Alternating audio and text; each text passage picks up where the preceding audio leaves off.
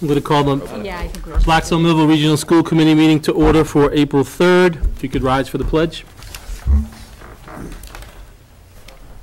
I pledge allegiance to the flag of the United States of America and to the republic for which it stands, one nation, under God, indivisible, with liberty and justice for all. Do introduction of members. Mike Buckley, Blackstone. Brian Faulkner, Millville. Kathy Robinson, Millville. Diane Robin, Blackstone. Wendy Greenstein, Blackstone. Erin Vanaco, Millville. Bill Chaplin, Blackstone. Dr. Perry Davis, Superintendent of Schools. We have a student representative we're going to start with, and then we're going to move to our joint meeting with the Board of Selectmen in both towns and FinComs. So Perry, I'm going to turn it over to you. Let me introduce to the committee Alexander Hempel, who's a junior? Yes. Junior at BMR. Alex is proposing a Eagle Scout project, and he needs the school committee approval. His project, I will let him explain it, but is greatly needed at the school because it's to help us straighten out our instrumental music storage. So Alex, if you can. So my name is Alex Hempel, and I represent Troop 1 Blackstone, and I'm proposing my Eagle project to free up some clutter on the auditorium stage, because right now the percussion equipment is just all scattered and very easily can be stolen or taken. And I'm proposing to make cabinets in between these two soundproof rooms on the side of the auditorium, so they won't be a distraction or anything. They'll be right out of the way. They'll be lockable, so the percussion equipment can be stored in and safe. And I'd like to pass around some pictures, and that's where the cabinets will go. You probably want it to the school committee. I say yes. Thank you. Well, he didn't say it wasn't going to cost anything yet, so. I met with Alex, and certainly when you can see the pictures, we have a very active music program, but also with a lot of musicians and activity, you end up with storage issues. So this is cabinets that he's not proposing to purchase. These are cabinets that he will actually build himself with other volunteers, and then they will be installed. And it's a tremendous service project, and it's certainly something that will enhance the quality of the instrumental music program and really clean up the stage. Very nice. With that material. Any questions from members of the committee? Questions from the committee? Yes, I have questions. So Alex, you have a team of guys from the troop and others who are going to... I'll be looking for volunteers that will do the assemble. Mostly older scouts will do the assembling with the tools, and younger scouts will paint. Okay. So it'll be all, most of the cutting will be done at my house. Then I'll bring in the materials and assemble at the school. Okay, good. Have you approached anybody for supplies yet? No, I was waiting for approval. Okay, because I'm pretty sure Lowe's has a program where they'll donate some materials to you. Is it like $100 worth, which might be make a good dent in your budget, you know, what you're going to need, so. That's all I heard. Great. When do you think you're going to be finishing it? Well, I still need, after I get the approval from the school committee, I need to submit it into the Boy Scout Council, and but then I'll start soliciting businesses for donations, which should be done in 2 to 3 months. That's good, thank you. So 2 to 3 months should be. Should be ready early summer. Sorry? I'm going to get your sister to help you out. Sorry? You're not going to get your sister to help you, are you? No. Hey, hands are hands. You know. But Joe, Just a comment. Virginia. BMR has certainly benefited from the Eagle Scouts over the years, both Blackstone and Millville, for quite a few projects that have really, I remember benches, I remember the trails. So thank you for coming forward and thinking of us. we need to take a vote. Yeah, I think we need to vote, yep. Yes, we need a So I'm vote. looking for a motion. Motion. Motion made by Ms. Robinson, seconded by Ms. Greenstein. Any further discussion? All those in favor, so saying aye. Aye. Any nays? Thank you. Alex, thank you very much. Thank you, All Alex. right, get to work. Good luck. Thank you. Let me know if you need anything. Invite another person. Yeah. We'll get Ian back to help you. You going to play tennis this year? Or you know? Yeah. Right? Good. Yeah. You start? Yeah. We beat Doherty. Russ. And Take a seat over here. Hey, so I'm apologizing in advance. Good luck. Thank you. Good to see you. Just never got to know each other so well. When we But I will use it for your File. Okay, so we're going to move forward with, Barry, you want to do consent agenda A to get over with, or do you want to? Yes, if you don't mind, Mr. Chairman, we have a consent agenda. I do need to call to the attention, there are warrants to be approved, warrant numbers 22 for $33,714.99, and 1023 payroll warrant for $537,931.49, and small payables warrant for the cafeteria. And the next item, there are no field trips. There's a correction we need to make to the minutes of our last meeting. I put in front of everybody, in our attempt to get all of our numbers straight, submitting them to the town for certification with our minimum contribution, the exclusionary costs, and the additional contributions, it didn't total, and I accept responsibility for that. So we need to just correct the totals, and if you see on the motion sheet, you can amend the minutes that have not been accepted, that in the motion, the first motion was for the town of Blackstone, the number should read $8,419,990, which is the result of the three subtotals in the original motion. So if there can be that approved. And then on the next, for the town of Millville, the number needs to read $2,704,015. Again, those are all of the correct numbers in the original motion, but Did it help our deficit? no. No. So, are you looking for an amended motion, or do you need to read this? No, we have it already in the minutes, we just need to amend the minutes Okay. to reflect this. Motion to amend the minutes? Second. Motion made by Ms. Robbins, second by Ms. Vanaco. Any other discussion?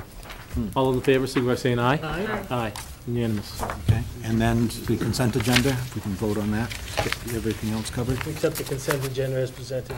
Motion made by Mr. Buckley, is there a second? Second. Second by Ms. Robin. All those in favor, signify by saying aye. Aye. Unanimous. Thank you. Okay. So, if we could start, we're going to spend a little bit of time on the FY15 budget. We've invited our stakeholders, Board of Selectmen and FinCom members from both communities. So if we could just kind of go around the room real quick and say who you are, what committee you're on, and then we'll begin. Good evening. Stephen Goodrow, Blackstone Finance Committee. Jennifer Dean Wing, Millville Board of Selectmen. Bob Duval, Blackstone Board of Selectmen. Daniel Keys, Town Administrator. Rich Crivello, Chairman, Millville Board of Finance Committee. Brooks Herrick, Millville Finance Committee. Helen Coffin, Executive Secretary, Millville. Mike Foster, Finance Committee, Millville. Jim Watson, Finance Committee, Blackstone. Russ Wells, Finance Committee, Blackstone. Joe Raposa, Board of Selectmen, Millville. John Laura, Board of Selectmen, Millville. Roland Barrett, Board of Selectmen, Millville. Great. So obviously, we're here to talk about the certification that we made and we sent out to both communities. Just a note that we had to certify on that day to comply with the laws of being a certain number of days before the first town meeting, which is Millville. Clearly, that was a ceiling that we sent you. So today, we just kind of discuss some data that we have some dialogue. It's really, I guess, our view is it's really not debate, in terms of someone's right, someone's wrong. I'd rather just have a dialogue about where everyone's at and kind of find where the middle is.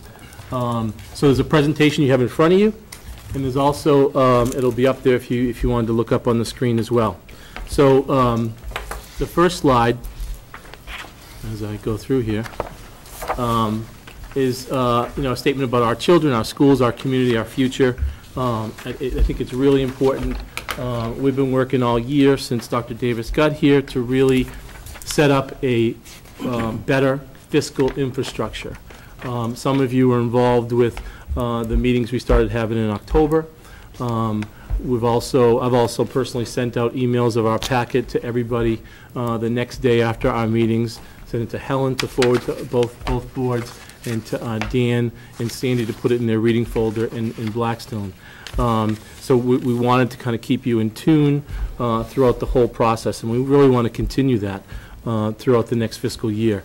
One of the things that this budget is driven by is student needs and student learning. We've been clear about that from the very beginning. That's our charge. One of the bigger things that we've really talked about this year is how do we continue or begin to chase excellence? Because there really is a ripple effect that we'll get into in some of these slides about how the past at least 5 or 6 years we've been on this hamster wheel where we've really been log jammed around federal and state dollars dwindling and more of it falling on the municipalities. And we really need to keep moving forward.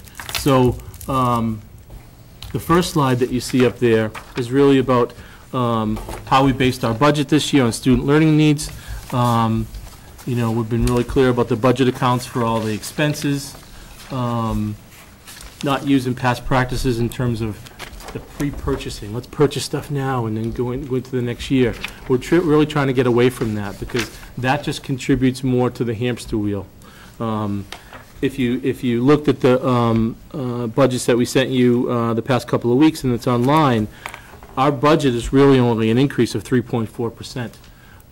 And it's broken down even further with the regular ed going up 2.6% and special education going up 6.67%.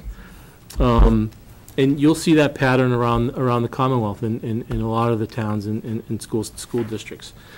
Special ed really being a driver where we really can't, that's not something that we can bend. You know, it's a federal law that we have to, if someone says they have an IEP with a certain service, you know, we have to comply with that. And a lot of times you'll see, if you look at trends, you know, the special education, those costs sometimes do go and eat into the general ed. And we have to be able to know how to balance that. Really, our dilemma, and when I say our, I mean everybody, both communities, is we have a revenue problem. The FY14 budget last year, right about this time, this committee met and was talking about how we can, you know, help shorten that gap because there was a gap then as well. And we decided to use E&D funds in the amount of $655,693, in addition to the $300,000 in circuit breaker money that we were getting to really reduce that gap for the town assessments. You know, that's almost $1 million that we put in. This year, the balance, a few weeks ago we were out of balance, you know, about $300,000, and we're working within the budget and looking at, you know, shaving areas and to continue to reduce that. And I think Dr. Davis and his leadership team are continuing to do that for this year's budget. If you look at the next slide, and the other important thing is our E&D right now is certified at a little over $500,000. And, you know, this committee really decided last year it's really a danger zone for us to go below that. Something happens, someone moves into the special ed student moves into the district. Something happens, you know, hopefully nothing's going to happen with the roofs because we're replacing all of them, but something else happens that we need to go and tap into that. And even when we tap into that, that is in total collaboration with you guys because, you know, when we talk about E&D being the school district's, you know, fund, it's your money, it's the town's money that you gave us. So we would have to go and collaborate with you and say, we need to use E&D money for this. But really, at the $500,000 range, it puts us at about 2.5% to 3%, 2.5% of our overall budget, which you really can't go below that. It helps us with our bond ratings in terms of when we go out and borrow as well. The next slide gives us a kind of a history from FY08 to now in terms of how we've used D&D funds. And that hamster wheel I was talking about, it's kind of a quagmire that we continue to rely on that to reduce the gap. And you can look at the pattern over there. FY08, 09, there was a significant amount of money that was being spent. And throughout 11, 12, and 13, you know, it's always been there to kind of fill the gap. This year, we just don't have it. We can't go below that, which really precipitated the budget for this year. You know, we can't contribute any money to reduce that 1.4 million. 1.4 million, and there's a lot of factors that go into that.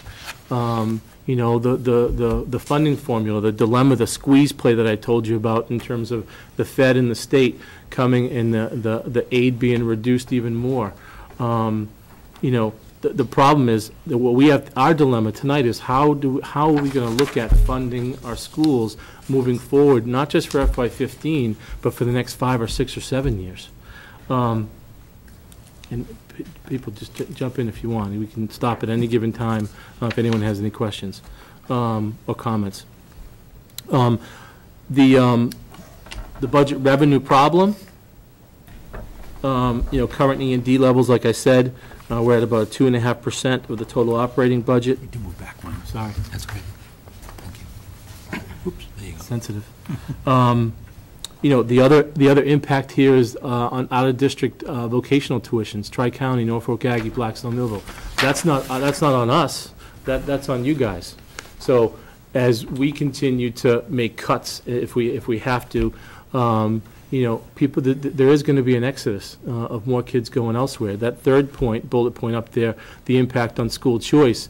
This year we had a loss of about $300,000 of, I don't know the exact numbers, but we had students leaving, going to other public schools, not Tri-County, not Blackstone, BVT, or Norfolk Aggie. They're going to other public schools, Uxbridge, Nipmuc, Bellingham, all the surrounding towns. With the impact that we have in terms of the potential cuts that we have to make, that's going to get even greater. Yeah. Could you tell me what the process is for that? Because, we sat down and went through our budget. We thought we had it tied down, only to be surprised today to find out that there's another $67,000 to be added to our budget because there are 3 more children going to Norfolk Aggie. My understanding was that they had to have those requests to go to those schools in by a certain time during the year. They were due by April 1st. They have until April, actually, the last day in March. They have to be in by April 1st.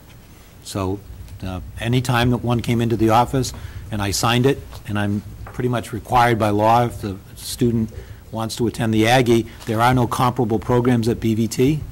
So therefore, the student has a right to apply. All we know now is they've applied. They may not get accepted because, we are not by county, we're not a member of Norfolk County Aggie. So there's the potential that some of those applications may result in students not being admitted. We also see applications for students to go to Tri-County in Franklin. And in Franklin, Tri-County offers a couple of programs that BVT does not. So if the student is applying for early childhood education, that's not a program offered at BVT. And also, Tri-County has law enforcement, which BVT does not. If the student has an opportunity to apply from 8th grade, a program offered at BVT, I do not sign the form.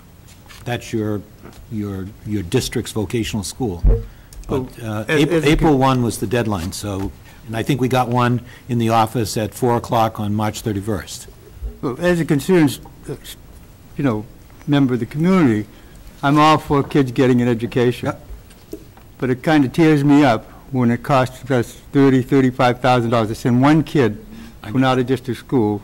It costs us $62,000, $67,000 to send a kid off. What that does to us as a town, because we're so small, it cut out our senior center, half the senior center. It cut out the library so that we don't belong to Mars anymore, so we can't use Blackstone Library anymore. We can't keep the library open. We almost balanced our budget this year and find out now we've got another $68,000. Somewhere, I would like, I've talked to Moore, Senator Moore, everybody says, well, that's the way it is, that's the way it is. That might be good for Boston because of the population and what they have to go through, but it isn't a good rule for suburbs. We just can't afford to do it. What are we going to do? And I think just one point on that, though, you do get reimbursed in Chapter 70 the year after. So your net cost for the child is not the full $22,000. I don't know what it is off the top of my head, but it's probably, if you look at it, you're probably paying somewhere around $10,000 to $12,000, and you're getting some reimbursement back based on that attendance. That goes directly to you and is offset in the. But that comes in the following year. It's not doing us any exactly good this year. Chapter 70 doesn't come to us, it comes to you. No, you Not for that. also get Chapter 70 money also. Get it for Aggie and the Tri-County. Yeah. So is it about 50%? I don't know what it is. You'd have to Could you look at the- repeat that again? That's the first time I've ever heard about getting any reimbursement on this. Could you Yeah, just the go over that again, town, Mike? town of Blackstone also, every town gets reimbursement directly for any children that attend a non-membered school. So that would be anyone that goes to Norfolk as well as Tri-County. The Chapter 70 for Valley Tech and BMR comes directly to the district. You're a member of both of those districts. But if you look at your cherry sheet or your Chapter 70 formula sheet, you will see that basically the state says we're going to send you back. Millville, you're entitled to, or Blackstone, you're entitled to say we'll say $1 million. And 80% of that maybe goes to the region, and the other 20 is broken up between other schools. So if you really look at that, it's not a tremendous amount of money, but I think you'll find that it nets out to be, I think the net number for Blackstone for for Millville at least, for a kid going to Norfolk, probably lowers it to about 10 to 12,000. The tuition, I believe, was 24,000. You're saying they reimburse us about 50%? About 50%. Senator Moore just sent an email, I know we got it last month, on what our Chapter 70 would be for this year. And Blackstone, I believe, was included in that email, isn't it? Like all his district areas. But it's the following To year. me, The following year. Following year. But there should be some trend, you can go back and look at your trend data Our reimbursement is also and see how much you get. Because it's the following year. Right, and then if you look at the fact that presently, you only have 2 kids, I think, at Norfolk, and you had 6. So this year, you were reimbursed at the 6, but you were actually only paying for 2. So you probably got a little bit of a bonus. So everything trails by a year. The numbers that we're working with now in fiscal 15 are based on the October 1st numbers. I'm sorry. There's no bonus there. We paid for it I'm originally. not saying a bonus, what I'm No, saying but is you're that gonna get you're some reimbursed at back. 6, and you only have 2 out there. I would say go back and look at your trend data. How much have you gotten over the last 5 years back the year after?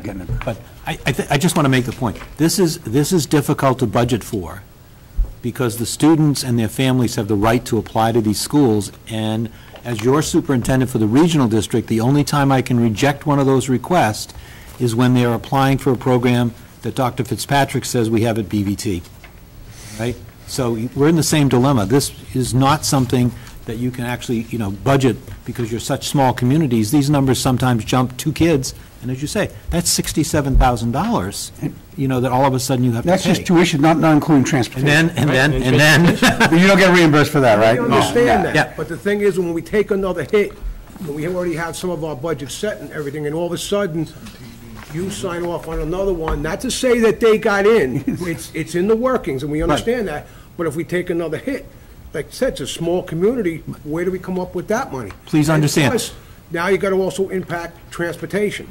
But right? please So- understand. So it's like you said, the hamster wheel, there you go. under, For a small But community. we don't have a right to not sign off on those. I understand that. We all understand Yeah. that. But the thing is because of people like Senator Moore, who didn't do any, he knocked it out again, he signed off on it that, no, we're gonna leave it like that. It hurts the small community like us. Hurts everybody. And the same thing happens to us with school choice. And Right. we don't have a 6-month notice. You can school choice tomorrow to a community, Yes. and it just Right. gets sent to us. And one of the things we can talk about is No reimbursement. how do we take into consideration all of those things, okay, and make the choice harder for a kid to make, okay? We want to have them go to BMR, okay? So how do we make that choice harder? Right now, it's pretty easy. Well, Okay. Yeah. I mean, my thoughts are obviously, Valley Tech is adding some programs to keep people away from Aggie. A year or 2 away. So yeah. that's a good, but, yeah, it's like everything else, it's ahead. I mean, but I'd also, and I'm sure most people here would love to see the law change, not take that choice away from the kids, but I'm just gonna use round numbers, but if Millville and Blackstone are spending $10,000 a year per child for the school, and a family wants to send their children to another district, then the district that they're from can be responsible for $10,000, and then anything above and beyond that should be the family. That's how the law should be, and be fair, because if if I decide to send my kids to Mount St. Charles or some Catholic school, You pay the full. I gotta pay the full freight. boat. And that's my choice. Well, it's also my choice to send to another public school, so I should have to pay at least above and beyond that $10,000 mark. And that's the change I would love to see up at the state level. Yeah, I mean, there's a lot of things going on at the state level right now about how do we look at the funding formula and making it more equitable for the taxpayer. You know, there's probably about 10 things going on right now. You know, charter schools, you know, how, you know, I'm not against charter schools, but there's only one pot of money. They're not coming up with new money for charter schools. It's coming out of public education money. Right. So, but there's a lot of things at the state level that every one of us should be doing. In the purpose for planning, is there any control they have of a rollback date that if you're interested in Norfolk Aggie, that you are going to apply in September of your senior year to even, you know what I mean, any control over that to give somebody the heads up to say, this may or may not be coming your way, accept it or not, to plan ahead? Again, the law requires them to make an application by March 31st. So they consider that we've been given, if you will, 3 months notice prior to July 1. The difficulty is you're planning your budget well before that date. And again, I point out, even if I sign that form, which I'm required to do by law because the child has a right to attend a vocational program that is not offered in your member district, either at your comprehensive high school or your regional voc tech, the dilemma is, I'm only signing particularly for, freshmen but they have to be admitted there. And that's the other piece that we wait for. Because when will we know that? Again, I don't control that. That comes out of the admissions office at those respective schools. And generally, the member communities kind of get first take at the openings, and the non-member towns, you get the surplus seats. But it is true at the Aggie, even though it's Norfolk Aggie, the communities in Norfolk have some offsets through the county and through their cherry sheets, but more and more students are showing interest in that school. And we're paying a substantial amount, I know, because I arranged the transportation for that. So it's not just the tuition, it's the transportation. We actually... Question. Last year, how much did Blackstone send to the regional school district? Which simple number, and what are you asking for this year? Did Blackstone send where? To the regional school To here. district. To BMR. What was the number there, and what is the number you're asking for? Hang on. Fiscal 15. What they gave last year, and what Right they here. asked for this year? Well, they put a bunch of different Minimum numbers swirl contribution? around. If you're asking, I need to have to clarify the question. Are you asking about head count of students? No, I am asking, we actually wrote you a check for a certain amount of money. Next page. Oh, no, it's here. Next slide. It's not in the yellow book. It's in the packet that we gave you. Before we go to that, how many students in Blackstone applied to the Aggie as of April 1? I did not bring that number with me, I apologize. We had 6 last year. Yeah. Applied, but they all didn't go in. I didn't bring that folder with Did me. they all go in? To ask the question a different way, what is the increase in actual dollars from last year to this that you're asking for? In Millville? In Oh, Blackstone. Blackstone. In Blackstone for next year? $1,198,286. $1,198,286. It's right there on the sheet. It's there on page 4. It's right there. Okay, thank you. Okay? So since we're there, is there any other questions on the, the only thing I say, I think later on in our conversation, we do have to talk about that decision where an 8th grader, has to make. And we want to continue to build the capacity and the sustainability of our high school. Because if we can make that choice harder, these conversations we're having now are a little less. So, let's just say Bellingham, that we want to, one of our kids wants to go to Bellingham. And they have to basically, so if BMR's high school does not offer us, I know Bellingham and us, They're not public schools, not public schools. If they go to a public school, so they can just go because they feel like Right. it. They can School tell you in choice. June Because and their July. cousins are all in Bellingham. They're Or gonna go. there's a better football program in they're Northborough, gonna or whatever. decide. All right, so we need to, that's another part of the law that really should be addressed, because we follow the same curriculum. Well, We're that's using one of the the same issues- books. We don't provide When we're trying to drive transportation you for that, forward though. is that, No. the number that you saw earlier is that we're losing about 300,000 to choice out. So that isn't to Volk or any of the other schools. That's public schools. rural public schools. It could be a fourth grader, perhaps. You took a job in Franklin and it's easier for you to bring your child to Franklin, or maybe Yeah. Franklin offers a better enrichment program or something that we have. The- But the one thing we numbers on- should note is we do have Kids' Choice in as well. Let me give you the numbers. Oh, The no, offset is, yeah. We have- it used we to have- be we have- fairly even, and now it's Plus, gone the other it's direction. Counting in and out, it's $300,000 in the deficit. We have 28 students that are school choiced into the BMR district. We have 73 choiced out. So the net is, we lose over We're still losing. 300,000. So between Blackstone Valley Tech, Choice, and Aggie, how many students did we lose this year?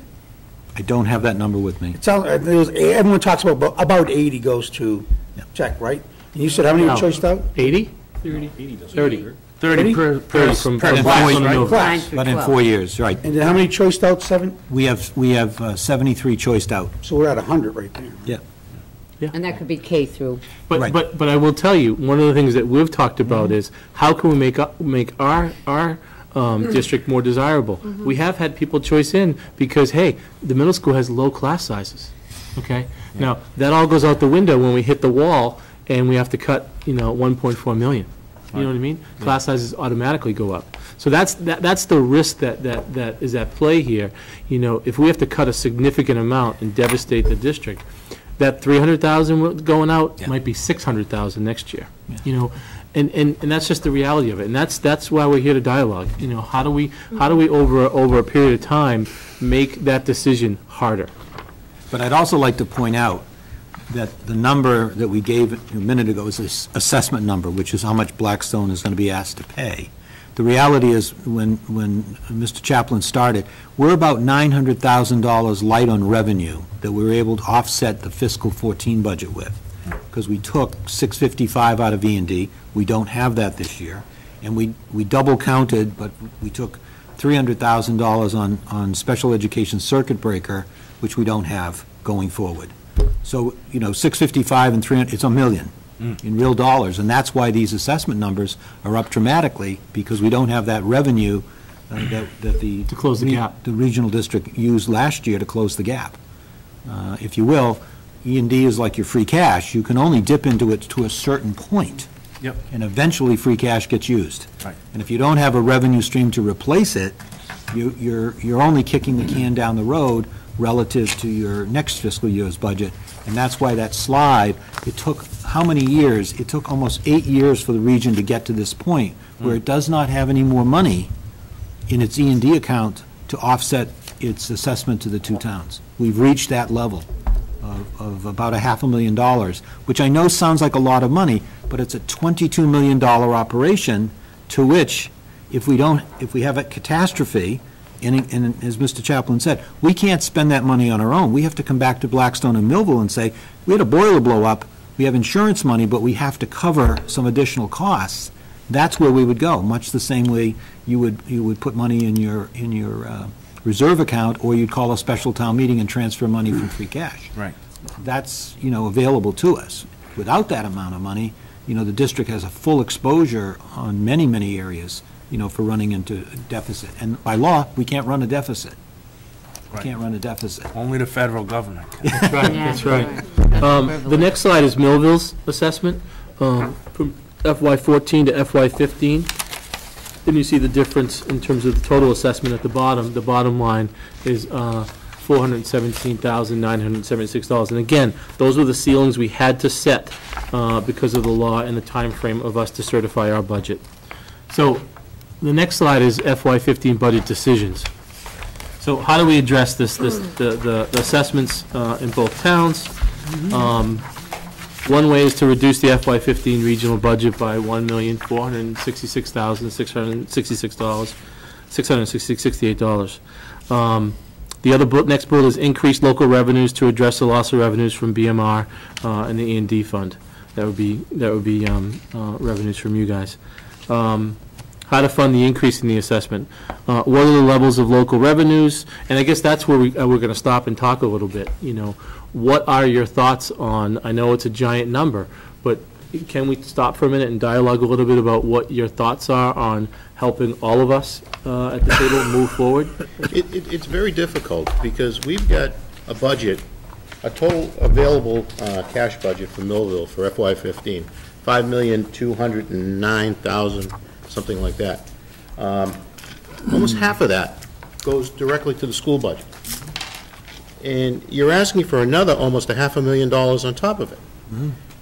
It's not there. It's not there at all. I mean, I went through a lot of your numbers in your presentation here. I'm not sure.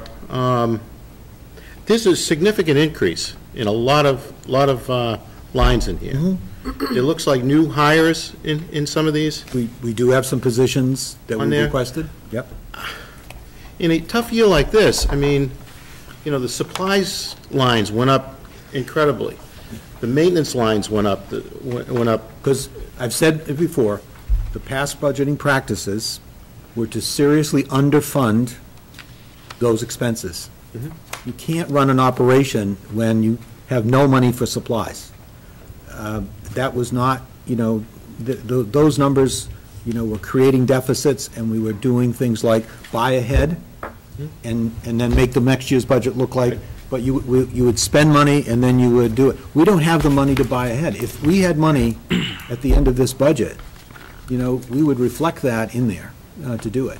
I think this budget certainly, you know, it's not a budget that can't be revisited, but when I came as superintendent, I found, as your superintendent, I found accounts that were zero, and yet we need to buy materials. And that's what's created my deficit this year in terms of, you know, not realistic to zero out budget line items when in fact we need things. So I brought it back to you budget for what you need, and certainly those reflect, in my opinion, as the superintendent, these are based on our needs. Can they be revisited? We've asked for some teaching staff, all right? 1.6 in special education is almost, I got to tell you, mandated. Because of the student population that we're servicing, you know, from ages 3 to 22. Positions. 1.6 positions. 1.6, about 1.5 positions. You know, whatever I do in the budget, I need those positions, because the law says you have to pay special education first. Well, we've gone to the point where we went below being able to provide the basic services to the citizens of the town in our budget in the past years. We had to do an override for trash removal just to keep that going. We lost our accreditation at the library. Our senior center, the budget is almost non-existent. And we've tried to battle back. We've lived on a bare bones budget for many years. I don't see where any additional money can come from without totally bankrupting the rest of the town operation at this point. Maybe bankrupting is not a good word to use, but it's very difficult. I don't know what to say to you. I mean, that's why we're here. We want to get your thoughts, but our response is going to be, we're still going to have children that's going to be at our door in September. 1,800, a little over 1,800 kids. And our return response has to be that we still have services to provide to the citizens of Millville. Right. And the children are citizens of Millville. Right, so. Absolutely. I'm not disagreeing. I mean, we're always going to be your biggest service provider, okay? And again, I want, hold on, excuse me. I also want, I want the best schools, okay? I also want the best police departments, libraries, highway department. I want all those things, okay? And I get what you're saying, all right? That's why we're here, because we can't have more burden on the taxpayer. However, if we don't come up with a plan this year and moving forward, the 300,000 is going to go to 600,000. Millville's going to be a little more empty, okay? You're already invested in roofs that you're putting on there. You've already committed to that targeted investment, okay? But it's great to have brand new roofs when you don't have teachers and you don't have 30 to 35 kids in a classroom. People will be leaving in mass exodus, okay? So that's why we have to come up with a strategy here, not just a couple of fingers to put in the dam again. We've been doing that for too long. The budget that we set up is Dr. Davis is right. There were zeroed out line items in there. The graduation certificates were zeroed out. Kids still have to graduate. You know what I mean? Maintenance, we've been doing that for years. Just, hey, if something breaks, we'll look at how we can figure it out. You can't, we hit our wall on that. We can't do it anymore. And I get where you're coming from, believe me. That's the purpose of this meeting. But my fear is, if we don't come up with anything, 1.4 million, just to let you know, it's about 50 grand a teacher that we lay off, okay? About 20 grand is a teacher aide, okay? You do the math. How many does that equal for 1.4? Because we just can't not buy any more Sharpies, okay? It sounds like you're not willing to cut anything in this thing to reduce it. What? Say that again? It sounds like you're not willing to cut anything to find a middle of the road here. Let's be clear about this. Okay, we have asked the superintendent of schools and the staff to come back to us with I wouldn't even say a level services budget. Okay, we still have 1,800 children or 1,900 children that we have to provide for. We've explained to you that in the past, upwards of $1 million has come out of either free cash or revenues that we've been able to generate. I've had this discussion with both towns many times over the last several years that eventually it's going to come home to roost, and this is when it is. Now, we pride ourselves in trying to manage class size. Okay? Now, if you walk through any of these buildings and you talk to any of the teachers, you'll find that they are very tight when it comes to supplies, when it comes to available materials. We have wonderful folks that have provided for many services that we no longer can provide for through the budget. Okay, this is a public education. If you want to play sports and so forth, you pay a substantial fee. If you want to play the clarinet, you pay a substantial fee. So we have been, there's no games being played here or no things that we're not willing to cut. We want to work with both towns to hopefully come up with some solution. But this solution needs to be longer term than just April of 2014. We've got to look down the road and say, what is this going to be over the next several years? Okay? Because what will happen is that we'll be here again next year at the same time. I don't think you want to have 35 children in a first grade. I'm not threatening anyone or anything like that, but you don't want to blow up class sizes. You don't want to start cutting extracurricular activities. You don't want to start cutting electives. Because then the child, because this is not the 1950s or the 1970s when I was here, when you pretty much went to high school in your own town, these parents will pick up and do something different. Whether it's choicing out, that's money right out of your reimbursements. Or perhaps vocational school, charter school, private school. Okay? We need to keep this place viable. We need to keep the district a place where all of us are happy to send our children to. And all of us, hopefully, can think of this as an investment.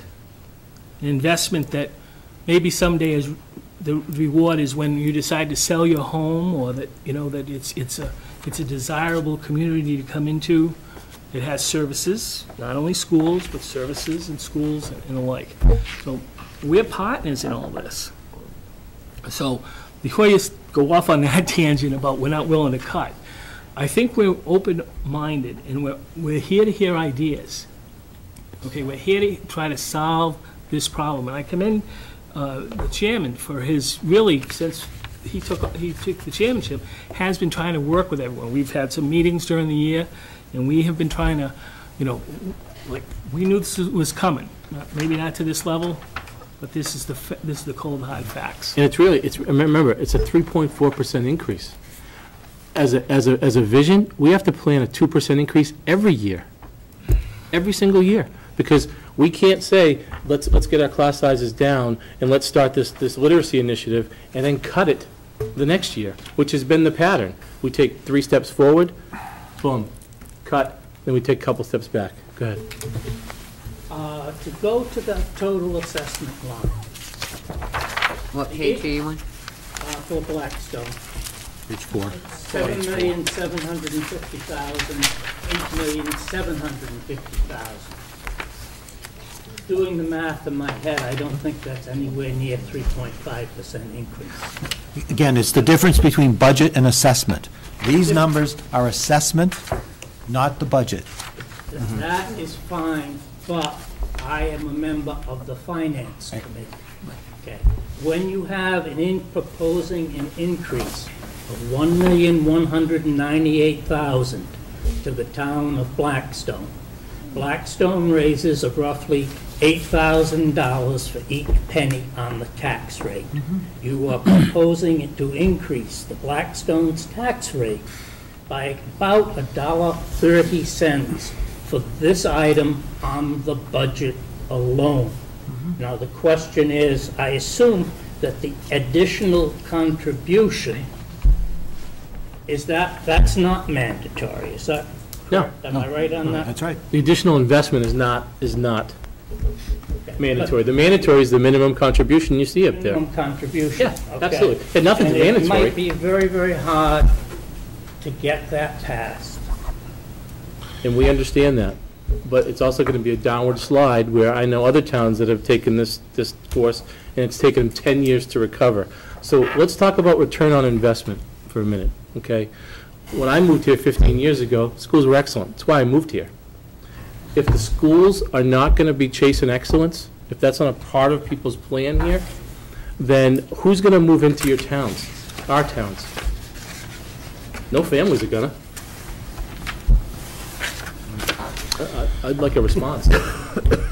So, a few years back, we brought the town meeting to regionalize the K through 5 as well, schools. But that got voted down. Yeah. But we would have had the power to shift kids around, keep the class sizes small, and possibly not eliminate a teacher, but maybe that first grade teacher could be a second grade teacher because second grade was overwhelmed with kids. Or, so, and that, I mean, is that something we could try to bring town has forward to vote again? on that. No, I know, and we're always willing to look at it. right. And then and of course, the unfortunate thing is the rivalry between the Millville and Blackstone kids doesn't end at senior year when people. I don't know that it's I a don't think it's a rivalry rivalry. between the It's- kids. No, I know, but I as think it's a when parental thing yeah, that and people they don't want I to don't send their want child out of town. my which kid is- out of town. And I know that you guys presented it well as far as we'll make sure that 2 kids in a household aren't going to be one in Millville or one in Blackstone. We'll make sure they're both either Millville school or both in the Blackstone school, and that didn't sell it either. I mean, they might all be in Oxford. Do we try to bring this again? We're absolutely, go ahead, That Dee. could knock money out of the budget. I mean, We that's are another step. creating a committee. The only concern of trying to do that right now is we don't want to make it sound like it's budget and we're throwing it in real quick because it's a Right. buy-in. So you Right. have to have buy-in from both towns in order to do something that drastic. Right. No, I And- understand And so that. we have to create a study to do that. Mhm. So both Erin and myself are working on that study to create stakeholders to come and do a study with surrounding towns. I know Hopkinton has it, but that's a long process. So it has to take at least a year to get through that process to create the data to show that this would be an improvement. It can't be a budgetary push because you won't get that buyback. So it's really important to do that big study behind it, and we don't want to push it just to say it's a budget because you won't have the parents buying into it. Well, I mean, we could push it that, you know, I mean, I'm not an educator, or I'm not, you know, and that's why I'm not on a school committee. But we are but looking I- into it. You know, we as- could as push a it district. more towards, and I think the more important, not the, more importantly than the budget of it, is to be able to keep the class sizes at a manageable level for a teacher to do her or his job. That's always our focus. Yeah. It's then the paramount to us from the very beginning. And again, when we developed this budget, that was one of the biggest drivers. Right, because, I mean, if we're 15 kids in Millville, we'll say, over the limit, and we already have three classes in a certain grade, and we got 15 extra kids, and we can't legally put any more in either of the other 3, that means we've got to have another teacher for 15 kids. And that's just, that blows the budget. You guys know, it blows the budget out of the sky. You know? Yeah. And I do want you to know that the school committee, we did have for the first time in 10 years, an enrollment study to take a look at, what's going on in both Blackstone and Millville. We do know that over the next 10 years, based on the current trend data, Right. the population in this in these two towns is actually going to shrink for students by about 200 students. That's a trend that's trending in most communities in the Commonwealth other than the big cities. All right? The principal issue is the birth rate. All right? It takes 5 years for us to get a kindergartner. So we are able to track the birth rates of children once born, but we're also seeing fluidity in the population. We're still in Blackstone at our kindergarten for next year. We're still chasing 13 families to find out if they're children because they're on the census to come to school to tell us whether or not they're going to enroll. When you have an incoming kindergarten class of about 120, 13 is a large number. It could mean the difference between, an additional section or a reduction of a section of kindergarten. So we are very keenly aware of that. And in Millville, the numbers are even smaller. And the variation in Millville can sometimes be more dramatic. 7 kids in Millville can be like 25 in Blackstone, simply because of your proportional size. Again, kind of unknown, we track it down, and then we throw in, we keep talking about it, the school choice of somebody, saying, yes, I have a kindergarten, but I'm choosing to go to, Uxbridge, because, we're from there and we want our kids to go there, and that's something we have no control over. You're right, but we don't have that ability right now to move, and we're, the principals in both the elementary schools, I'm holding their feet to the fire to give me good data. And I would be the first to recommend to this committee, if we don't need a section of class because of a declining enrollment, we would make that decision, all right, to do it. But the numbers are still, particularly kindergarten, I hope to have them pretty well fleshed out by the middle of April. We're chasing, I think, 1 student in Millville, that's not, but in Blackstone, the principal told me the other day, they're still waiting on 13. So that's a large number for us to chase. This might be a grain of sand in a Sahara sandstorm, but it might be a start. The industry I come from, when revenues started to decline or change, management was always tasked with looking at overhead, variable and direct overhead. The variable is the cost to produce the product. If you're not producing the product, you don't need to support that overhead. In this case, I look at a school district as the product of the kids. And they deserve everything that they can get. As far as the direct overhead, we used to call that heat, lights, and music. And that's looking at where you can affect cost reductions on your direct overhead. Well, yesterday I was at the Millville Elementary School. We had some lighting consultants look at them, the interior lights. We've already looked at the exterior. And on the interior, he said, we can cut your electrical usage by 50%. And we're awaiting a proposal to get that done. But the thing is, we're part of a district. If we achieve the green community status, we have some seed money to get started with those cost reduction measures. Boilers are an issue, and one of the boilers at the elementary school is only 70% efficient. So, if we're successful, perhaps we could go to MSBA to get 57% of that funding to increase the efficiency on the boilers.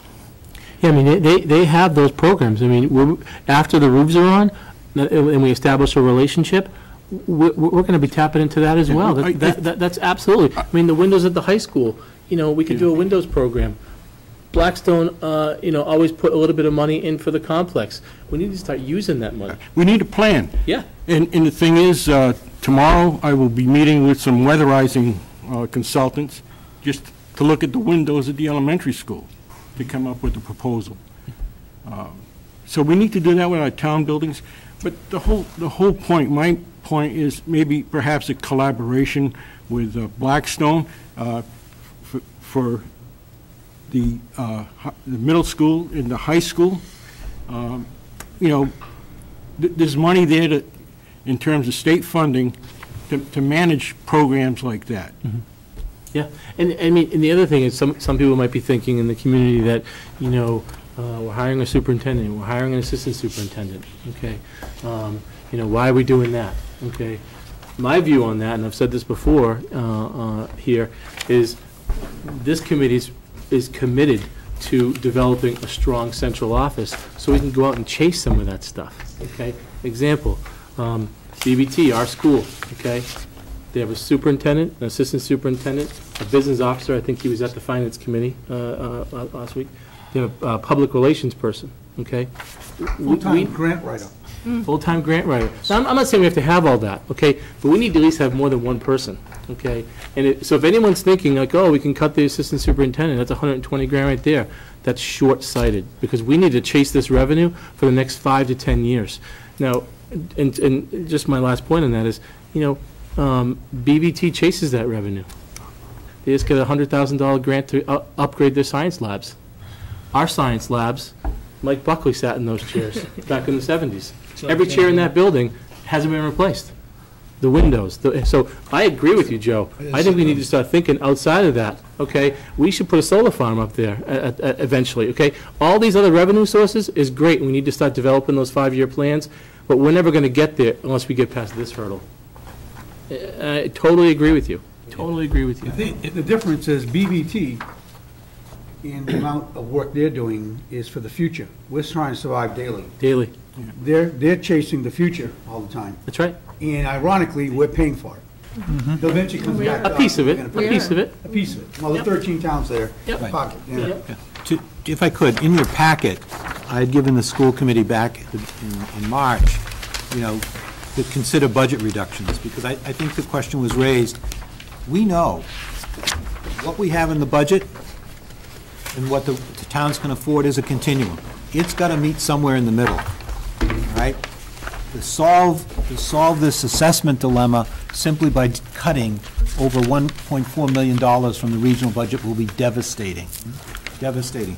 But I put together a plan that I presented, and if you look at that, the thing we want to hold most is what is called the impact on student learning. The last area I want to recommend any reductions to the school committee are those things that directly affect children, which principally is what's happening in the classroom. The next area is to kind of look at programs. You know, they're educationally sound, professional development, developing stronger literacy programs, looking at things that we could do perhaps in special education. Sometimes you have to invest in order to save money, and looking at our opportunities to do some more collaboration, you know, at each of the schools. You know, that's why the Wendy and Aaron said, we've got a study committee to look at that regional agreement. That right now is an impediment. The committee does not have the authority to move half a dozen kids between Millville and Blackstone. That's not within their authority because it's not in the regional agreement. The last area, the first area we're going to look at, quite frankly, is the issue of personnel. We would look very seriously at all of the positions that we've recommended in this budget as additions. We'd also look at support staff within the district. And it's important to understand, in order to maintain buildings, you need a certain level of custodians. This district doesn't have a facilities director. Mr. Reposa's right. We should be looking at opportunities. I don't have a facilities director that can spend the time to do that. We have an NSTAR, a National Grid project that will happen in this building in April, which, you know, I came in August, and it was presented to me, and I had to spend the better part of about 15 hours getting that proposal from the consultant, getting it through, and we were approved for a 50% reimbursement on a project, which has the potential to save us money. Now, what I budgeted in the budget is it's going to cost us $30,000, and they'll give us that by taking it off our bill. But I couldn't cut the electric bill because I got to pay the $30,000. All right? So in the long term, in another year, the bill will be paid, and we will have the benefit of upgrades in our heating and ventilating equipment, primarily in motors, to decrease our KWH, our kilowatt hour usage. Is that by control? Yes, they're controls and motors that they're going to be going up and doing over the April vacation. But again, it's an investment, it will impact not so much in fiscal FY15, because we got to pay it, and they give us a no-interest option of basically saying, you're going to save this many kilowatt hours, and we'll take that. You continue to pay the bill as if we didn't do the project, because you're going to pay it off interest-free. So we took advantage of that to do it. So I've challenged the principals and my leadership team to kind of look at this, all right? And this is our strategy. We have to look at personnel.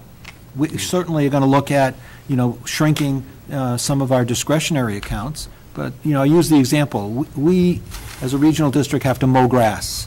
And we got a piece of equipment right now that could die at any time. All right? It's being held together by baling wire. I still have to cut the grass. They've kicked this replacement of a mower down for the last 3 years. I looked at it. It's not safe. It's not going to do the job.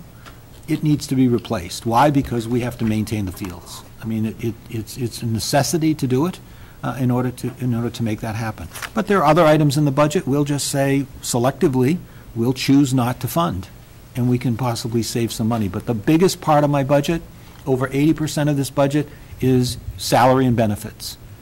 I can share with you, and I shared it publicly. We worked very hard this year with our insurance carrier. Our rates for next year are not going up. 0.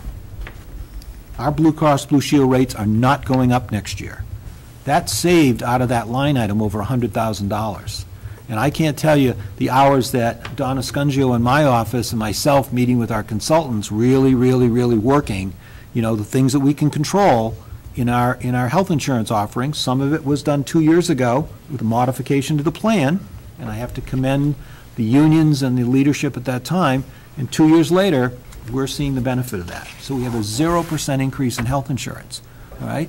In order to do that. Because you had a plan. And you executed that correct. plan. It took you but 2 it took, years. But it took us now 2... It paid off, but you had a plan.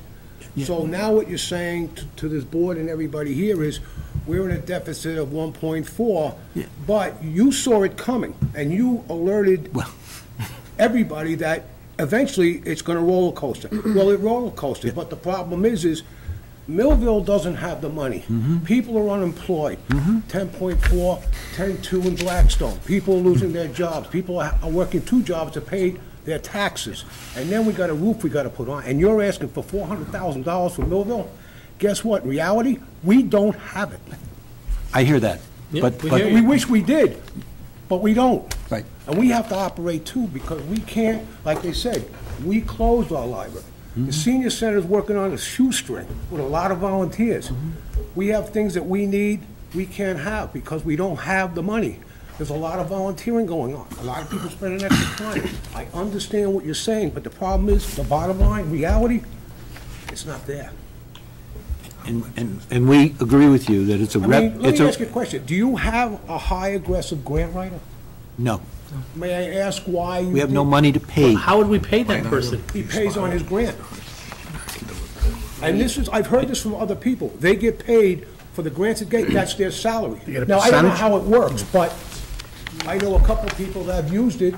One had $1.2 million. Out of that 1.2, that was his salary was built into that. They get a percentage of what they got approved. You're going to pay up front, though, and hire that person. I don't, like I says, I don't know how it works, but it's an avenue to look at. Sure, we can look at that. We can look at that. Let me just clarify. We have a part-time retired teacher that manages a grant that's coming to an end this year called Race to the Top, and he manages my Title I grant, and we do offset some of his services through those grants. But we're nowhere near $3 million in grants. So I don't have a full-time grant writer, I was just wondering, is there an avenue, did you people think about getting an aggressive grant writer where his budget, or should I say, his salary is in, he has to do his job in order to make his money? And bottom line. I think you heard Mr. Chaplin say one of the reasons the committee is looking to get a full-time assistant superintendent, so that person can devote part of their time to do exactly what you're talking about. Would you say, Doctor, that we are losing several $100,000 in opportunities by not having someone that's devoted to looking and searching out the grant opportunities?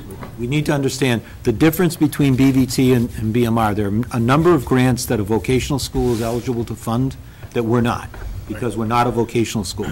So there's a number of innovation grants that are eligible because they are training under career and technical education. So they have access to grants that we don't, all right? Having said that, are there grants that come out of the Department of Education, all right, for programs? Yes. And could we possibly compete for some of those grants? The answer is yes. We are a relatively small district. They would not, by proportion, be as large of a grant as a Worcester, all right? But yes, there's a potential. But you've got to have somebody in the office, you know, that's monitoring that and dealing with it. We get a large special education grant, which is an entitlement grant, and Dr. Haughey, our Director of Student Services, writes that grant as part of his job in order to do that. And we do have Mr. Monroe, who's a retired teacher, who does handle the Title I grant, and right now he's closing out the Race to the Top grant to do that. He also manages our E-rate. We get a reimbursement from the federal government for our internet and our telecommunications, and he writes and he monitors those grants. So, but he's part-time. You know, he's in the office just part-time, and we do get I think a solid return on the amount of money we're paying him to kind of take a look at those grants for us and those opportunities.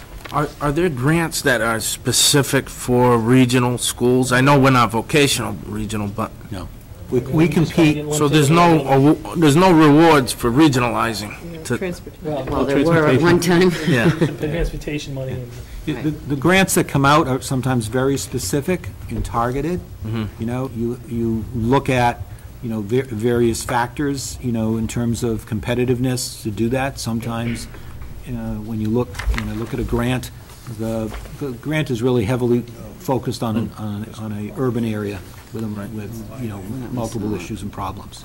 All right. So the grant opportunities, the federal government has had 5% reductions in federal funding for the last 2 years, a thing called sequestration.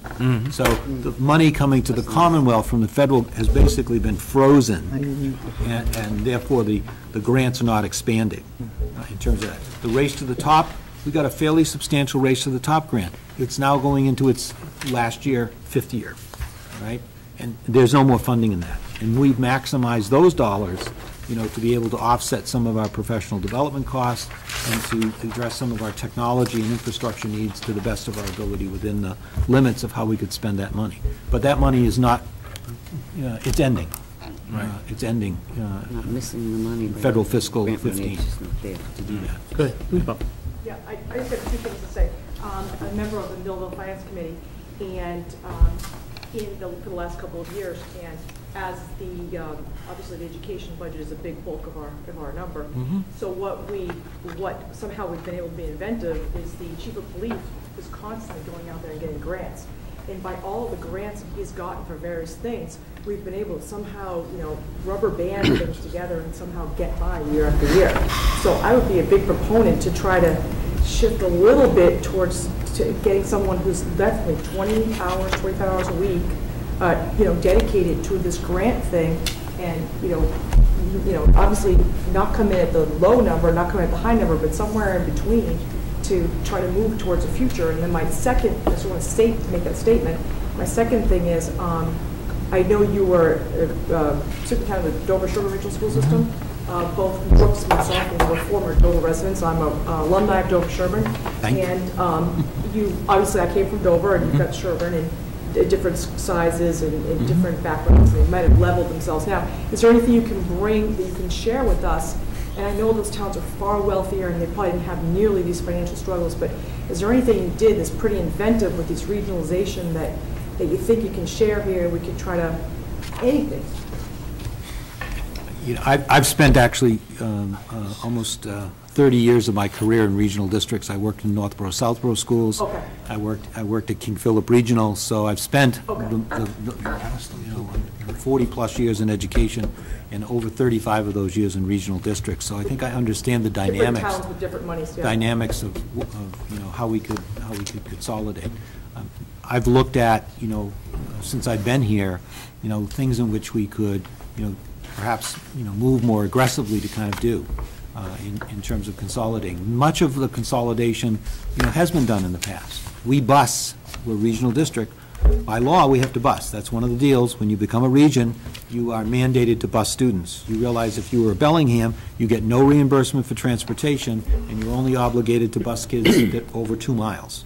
We must bus students, and we must bus them K to 12. But we've consolidated. You know, some of you know, our run at the secondary level is both combining the high school and the middle school. So it's one run, and we combine the 2 schools on the same buses. And at the elementary level, you know, we consolidate to the best of our ability. I met with the Tellstones. They've been doing transportation in this area for 60 years. They have a good sense of where we could possibly save and consolidate routes.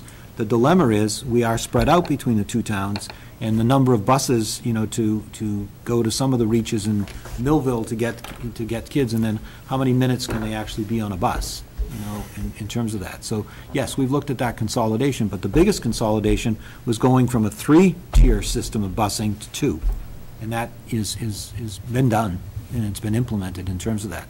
When I was at Dover Sherburne, we did that. You know, if you're familiar, the high school and the middle school are bussed on the same buses, and it does result in a saving.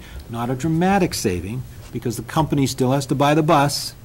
They still have to insure it, so their overhead costs for the bus and your savings are really in the amount of hours that you're paying a driver. But their overhead costs, they still have to purchase the vehicle, they have to insure it, they have to maintain it, whether it's doing 3 trips or 2. You know, so but there's some saving. The biggest savings that I was able to effect when I was in Dover Sherburne was really around health insurance, and I was very pleased when I came here that had already been started to consolidate some of the money. The big difference between Dover Sherburne and here is Dover and Sherburne are aided by Chapter 70 at almost 10% or less. So the majority of the money comes from the towns. Your aid from Chapter 70 is almost 50%. Almost 50% of the regional budget really comes through state aid in terms of that. I've been advocating, you know, and you know, having those conversations, you know, with trying to increase, you know, the Chapter 70 aid. For example, how much money do you think we actually increased in Chapter 70 this year for the district? Anybody? Read the cherry sheet. We got $25 a student, about $46,000. That was our increase in Chapter 78. Thank you, Governor Patrick. And you know, regional transportation aid last year, the governor, in his budget, proposed to cut it. At least in his budget, it's level funded. But the bottom line is, the law says we're supposed to get reimbursed at 100%, but the legislation ends with this comma that says, subject to annual appropriation. We're now getting about 50% reimbursement. So we spend almost $1 million on transportation, and we get, in the projections for next year, about $450,000 reimbursed. All right? So the towns are being told, you must bus because you're a region. You don't have the options of not busing at the secondary level because you're a region. And we're supposed to pay you 100%, except we don't budget the money, so you get about 50 cents on the dollar. And I can tell you, as a very active superintendent with the Superintendents Association, that's been brought up year after year, that this slide back on regional transportation is really hitting regions quite hard. And I'm sure Dr. Fitzpatrick's feeling the same thing at BVT. As a region, he has to bus, and, you know, you get less money, 50 cents on the dollar. And as more towns say, hey, let's regionalize, we'll get some transportation money, there's not new money in there. It's that one bucket that they take. So as more towns regionalize, less is going to come to us. Just a couple of things. One, the town administrator gave us our budget. The front page had the pie, and 44% of our budget is devoted to all of education, not just BMR, but so 44% of Blackstone's budget is devoted to that. Let me ask about a little bit of the white elephant in the room. Declining, you're saying you did a study, you got declining students. Between school choice and BVT, we got 100 people leaving. I hear this class size, there's some schools that have pretty small class size. Do we see future with people leaving, with student decline? Do we see that we're going to need all the facilities we now have in this town? Is that as part of the study in the future of our regional school district? I certainly think the enrollment data raises that question of whether or not we can be more efficient with some of our space. For example, at the high school, all right, we rent 4 rooms to our collaborative and taken $35,000. We've approached that collaborative about renting space at Millville Elementary.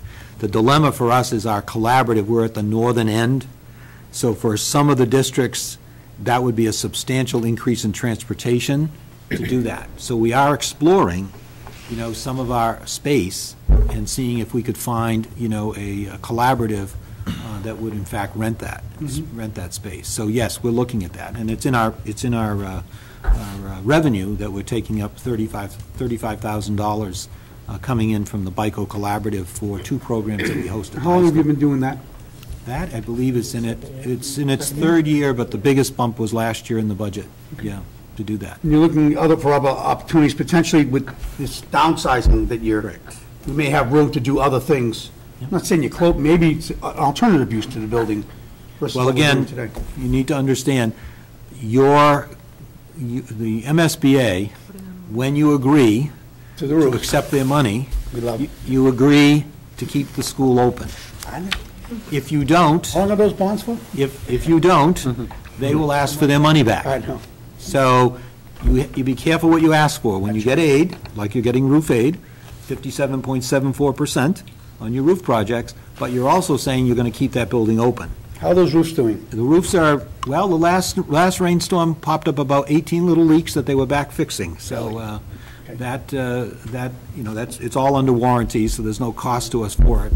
And then the other piece over there that we found this winter is the roof system worked as it was supposed to. The snow slides off, but now we have to put some snow rails up because it fell off in some areas that created problems for us. So we're doing a change order, fix about 12 areas. You're right.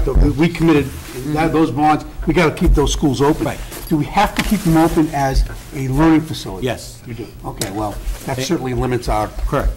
You have to use them for a school. It's perfectly fine to rent them to a collaborative because that's a school use, all right?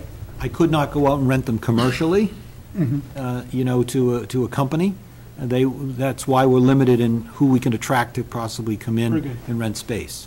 Can you grab more collaboratives than just a couple, or? I'm sorry? Can you grab more collaboratives, or? We belong to one collaborative, and at this point, that's the collaborative we're attempting to work with. And it has to be cost-effective for them, because if they're going to increase money in their transportation to get to wherever we're, And they're also looking at, okay, does it make any sense for them to run the program themselves, keeping it in-house and so forth. I just want to address one thing about Chapter 70. This is the 20th year of ed reform. You can almost look like a line of demarcation being fiscal 2002. Where the Commonwealth made an exceptional effort to bring us all to foundation by that point in time. The budget, there were very significant increases in Chapter 70 across the board. And the towns likewise also contributed what they could to give us additional contribution.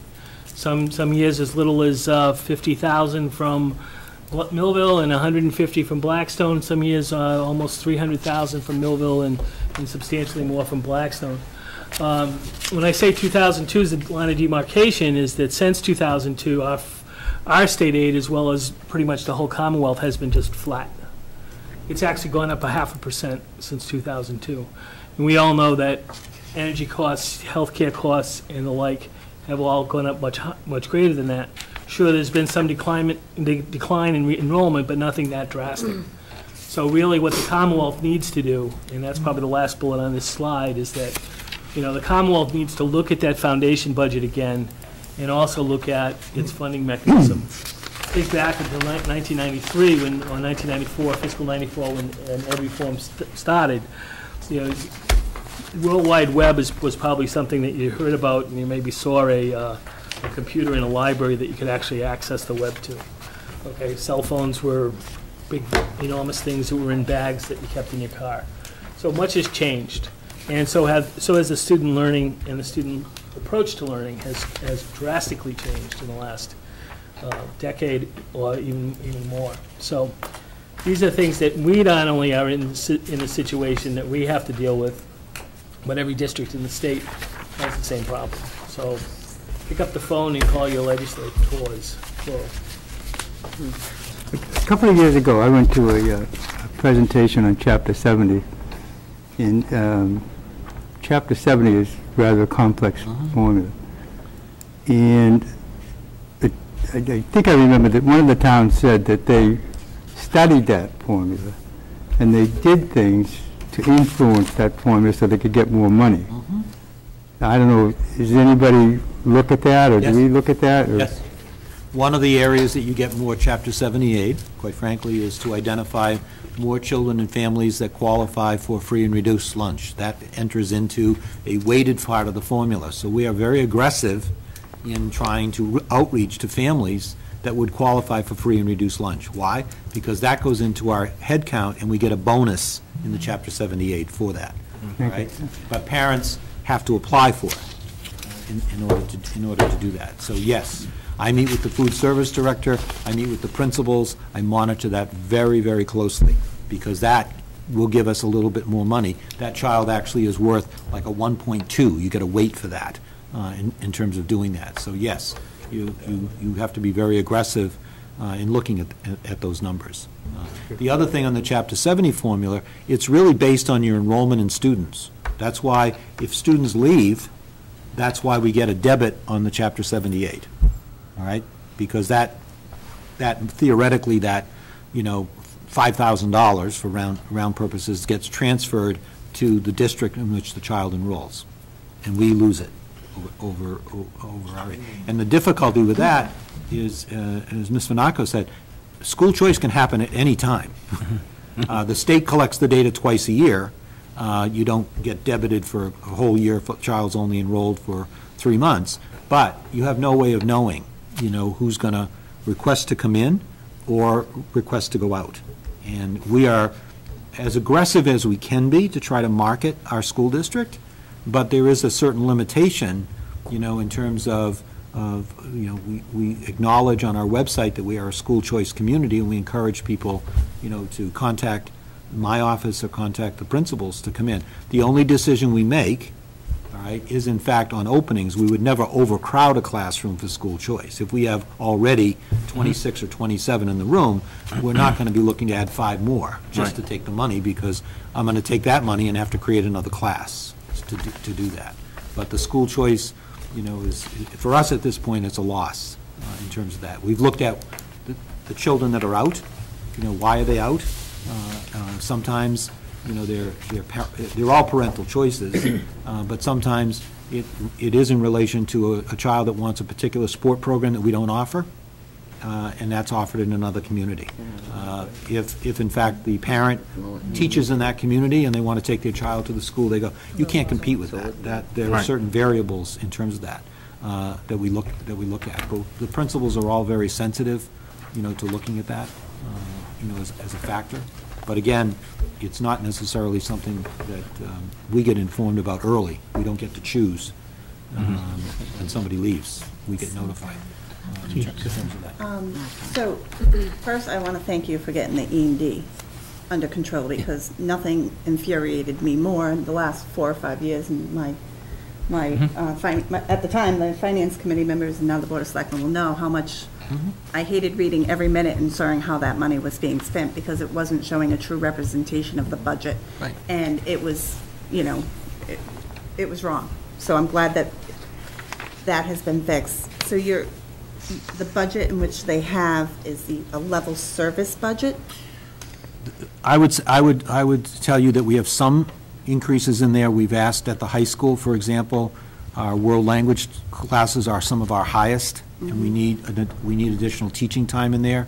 So we've asked for one additional teacher in there, which really is, we have 2 teachers that are overloading. They're teaching 6 classes this year, so we're actually paying for that. Right. So my increase is really 0.6, but it's in a position as 1.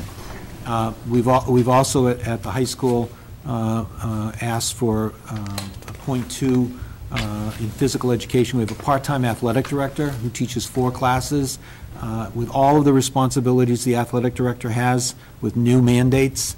We have a concussion policy, a law and policy that we have to follow. We have hazing law and policy that we have to follow, bullying that we have to follow, and we have to evaluate coaches. When somebody is only teaching 1 less class and getting a stipend, it's a huge job. So we've asked for a reduction there. And And we do not currently have a librarian at the high school. That position was cut. We're coming up for accreditation. One of the standards for accreditation is that you must have an information specialist librarian. We don't. Since we're coming up for accreditation, we need to invest and bring that position back, because we do not want to be a community that loses its accreditation. And we have no librarians or information specialists in this building or either the elementary schools. Okay. And then we have a .6 special ed person being added to the high school because we're bringing up students from the middle school that require a language-based program, and in order to meet their needs, we need to have some additional staff at the high school for those students in terms of that. Okay. And then we are adding at the elementary school in Millville, we have a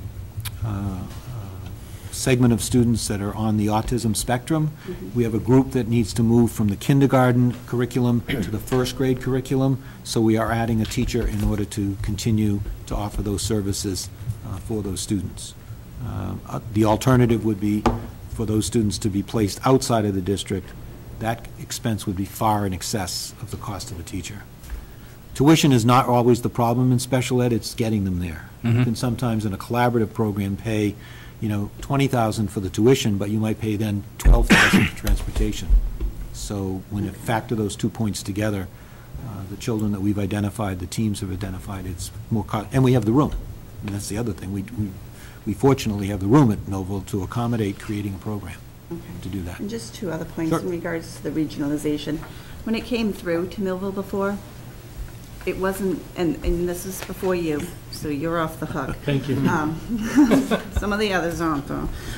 There was a lack of communication, in that many people who were involved kind of was sitting there going, what the, because I got up at that meeting and I was like, where was the conversation on this? Where was the questions? And it sounded good. And the population that comes to town meeting voted it through, and then all the moms got on the phone and called Blackstone, and it got put down. So I think you really need, and I'm glad it needs to be an extensive study. It needs to be a lot of dialogue, because I'm telling you, I'll chain myself to Millville. I'm one of those. I'm that mom. So there needs to be a lot of dialogue. I think you're right. So I think the more clarity you can have, there's a lot of mistrust that can happen when people don't. Sometimes there's a lot of experts in regional financing in the community where they think they are. We need to kind of build that trust level back, and I don't know where we're at with the trust level here, but we definitely as an educator, I see the value of it. Absolutely. As an educator, that's why we said next year. Do it right, though. But as a mom, it's a different, it's different view. So it's We agree with you. That's why I think you heard Wendy and Aaron say we're going to study it and bring it to you next year. And then the last point is, as I'm looking at your memo from the 13th, and number 5 says the FY15 is out of balance due to revenues and not expenses. And then I see your slide, and it says, how do we address these? Do we reduce the budget or increase local aid? So to me, that looks like 2.5. That looks like what nobody said it clearly out there, but it looks like this is what you want. No, I think we're saying those are the options. Yes, and then your memo says that it's not because of. Well, I just want to be clear. The budget's going up 3.4%. Your assessments are going up much higher than that. Right. That's because we have over 900,000 of revenue that we can't apply to this budget that we did a year ago. And I think the history in Millville is when we did do our override on the trash a few years back, we did an a la carte. So you could choose your library, you could choose the senior center, or you could choose trash. Everyone kept the trash, because in the end it was equal to what they were going to pay. But our senior center and our library did take a hit.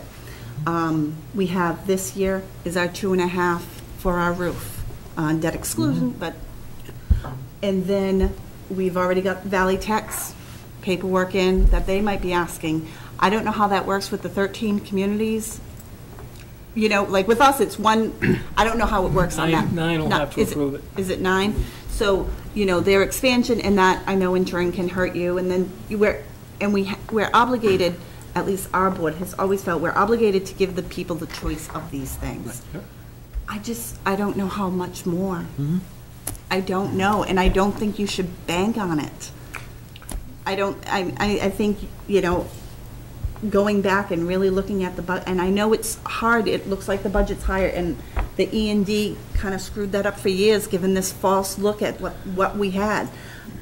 I don't want to be in your seats, but I don't think you're going to be getting, I don't see a 2.5 going. That's why we're having the dialogue. And just so both communities need to be crystal clear on it. All we're doing is presenting the data. There's nothing hidden. If you can find something in the budget, Rich, please come over. We'll scrape it and we'll scrub it out. But we really can't do any more scrubbing, okay? And we're certainly not going to scrub it and find 1.4 million. No way in the world. So, you know, I think as long as the communities are crystal clear on understanding how we've gotten here and how we want to move forward in terms of having a plan, you're right, we have to have a plan. Our plan the last 5 years has been reactionary. We need to have a proactive plan. And that's a lot of dialogue, you're right. Everyone's Absolutely. holding their purse strings. Right. And right now, unfortunately, you may have to be in a reactionary mode until Again, things get better. I don't know. People just need to understand that the places we're going to have to cut are eventually going to climb up to that category of impact on student learning. 1.4 million is not custodians, it's not aides, it's not slicing up supplies and materials. It is going to cut into teaching staff. That's much too big of a number to find. You know, I'm thankful that we were able to control our healthcare costs, because we would be in a different line if we had to do it. And I need to share with you, this year's budget, because it was out of balance, I've frozen this budget in the beginning of the year in order not to be in deficit. So there are a lot of things that we were going to do that we're not doing because of that deficit. And I'm managing that. I think I've got it down that hopefully, you know, the deficit appears at the end of March to be now only about $47,000. But I've frozen, I have to tell you, over 175,000 things that we would have done that we're not doing. All right. So do you want to? You had your hand up. Did you? Yes, and then we're going to get to you guys. A quick question. I assume that the school choice does not span state borders, correct? Like No. Okay. Only the state. So what's going on with Smithfield? So board of towns like ours are at a disadvantage in that potentially we have a customer or a student that might want to come to our school, but they can't because. Okay. Well, we have inquiries from people from Rhode Island, but they think they're going to come here for $5,000. No. They come here at the tuition rate, you know, what the state calculates, which is almost $10,000. They say, "You want me to pay $10,000?" I said, "Well, that's if the school committee were to approve, you would be asked to spend $10,000 because that's what the residents of Blackstone and Millville are paying per student. So why would we charge you less? School choice is actually less than that." We have had a couple over the years come in. Usually it's just been, it hasn't been a great influence because it's just so cost prohibitive. And you referenced this earlier. Is anyone keeping track of reasons why people are coming in and why they're going out? Because it seems try to make inquiry as best we can. In some cases, for example, people move in, they like the school that they lived in the town before, so they stay. So we never had any contact with them. They never came to our schools. And with rental property particularly, that's a problem. Of people that move in. We see it a lot from the Bellingham Blackstone, that fluid. People they're from Bellingham, or they rent an apartment in Blackstone, and they can keep their kids in the Bellingham schools, and vice versa. I mean, I have to say it works the other way too. We have people that live in Bellingham that come here because they still you know. So because I thought that might give you reasons to focus on certain deficiencies or tout certain benefits. You know, as I said, you know, there's a very small, and I really want to be clear about it. There's a very small, you know, group that would exit at the high school level for a particular thing, a sport that we don't offer, and we try to, as a small school, we're allowed to do co-op teams so that we can offer our students the opportunity to participate in that sport by joining a co-op team. We had a co-op hockey team with Milford that's being phased out. Now we're looking at another community that might do co-op with us for hockey, ice hockey. At least we can't do it on our own. Chairman Les Davis, town moderator for the town of Millville. I want to reiterate and back up what Mrs. Wing has said. You're going to have a very, very, very difficult time of selling this to the residents of Millville. I know. I stand up on the stage every annual town meeting, and I've heard the comments that's said by the residents. The last time that you asked for an increase, one of them included because you wanted to add sports program to your budget. And there was the objections all over the place from the residents of Millville. And now you're coming back, and you're gonna ask for an increased budget plus additional $400,000. They're gonna be all over you. Well, the hope is that we would be convincing them, not just people up here. Not gonna happen. It's night and day, I'm just telling you. I hear you, I hear you, I hear you loud and clear. But the moderator was supposed to be impartial. I am impartial, I'm telling you what's gonna happen. Listen, it's loud and clear, as long as you're clear about what the disastrous effects it's gonna have. And it'll not have just this year, next year, the following year, and the following year after They're that. gonna ask you, what are you doing to fix the problem? They wanna hear a plan. They wanna hear how you're going to become competitive with all the other schools in the area that our students are going to. They want to know, tell me what you're going to do. Lay out the plan right now. Because if you don't lay out a plan, they're going to tell you, I'm not going to spend the money if you don't have a plan.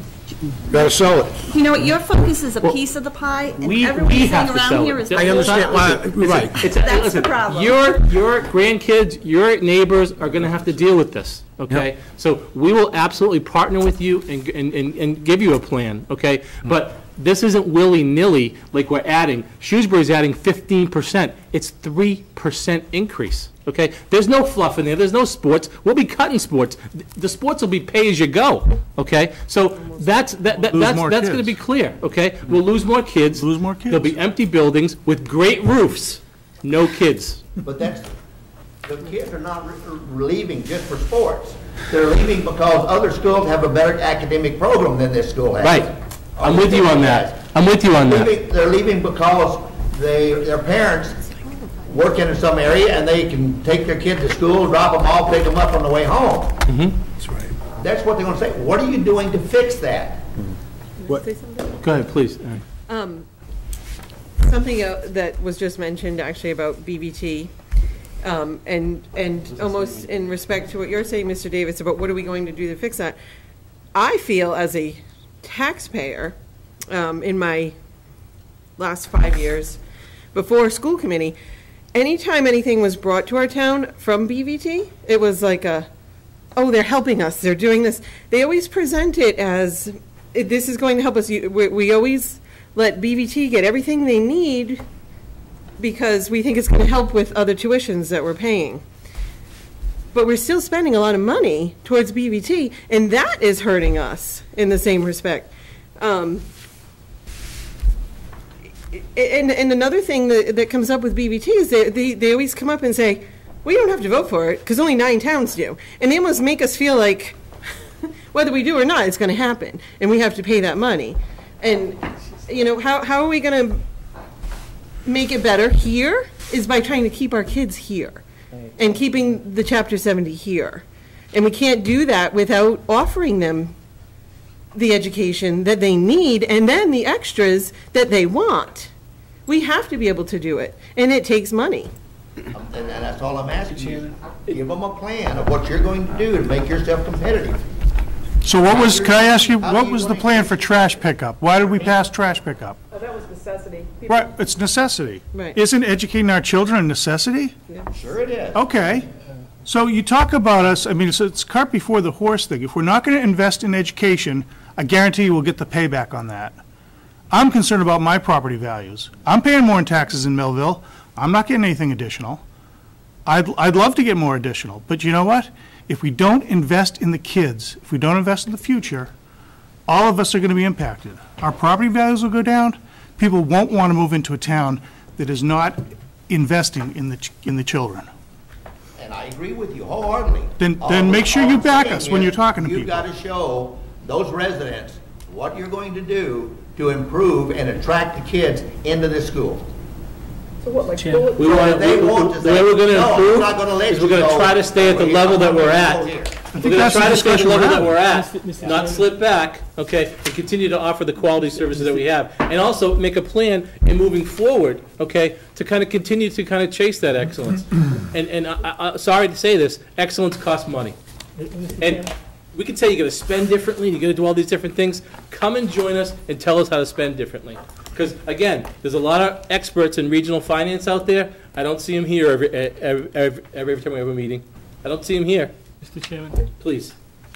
Being on the old war horse that sat here for so many years, let's take you back a few years and remember what programs you had that were available to you. My own children were in the elementary school. There was an enrichment program. There was a library. Each of the libraries was staffed. Millville had a librarian. The person was an aide. It was a paraprofessional, so it was a reduced cost. But that library was open 5 days a week. There was a computer teacher in Millville. There was a computer teacher at the complex. Just for an example. All those things have been cut less. Okay? So now, the times have changed.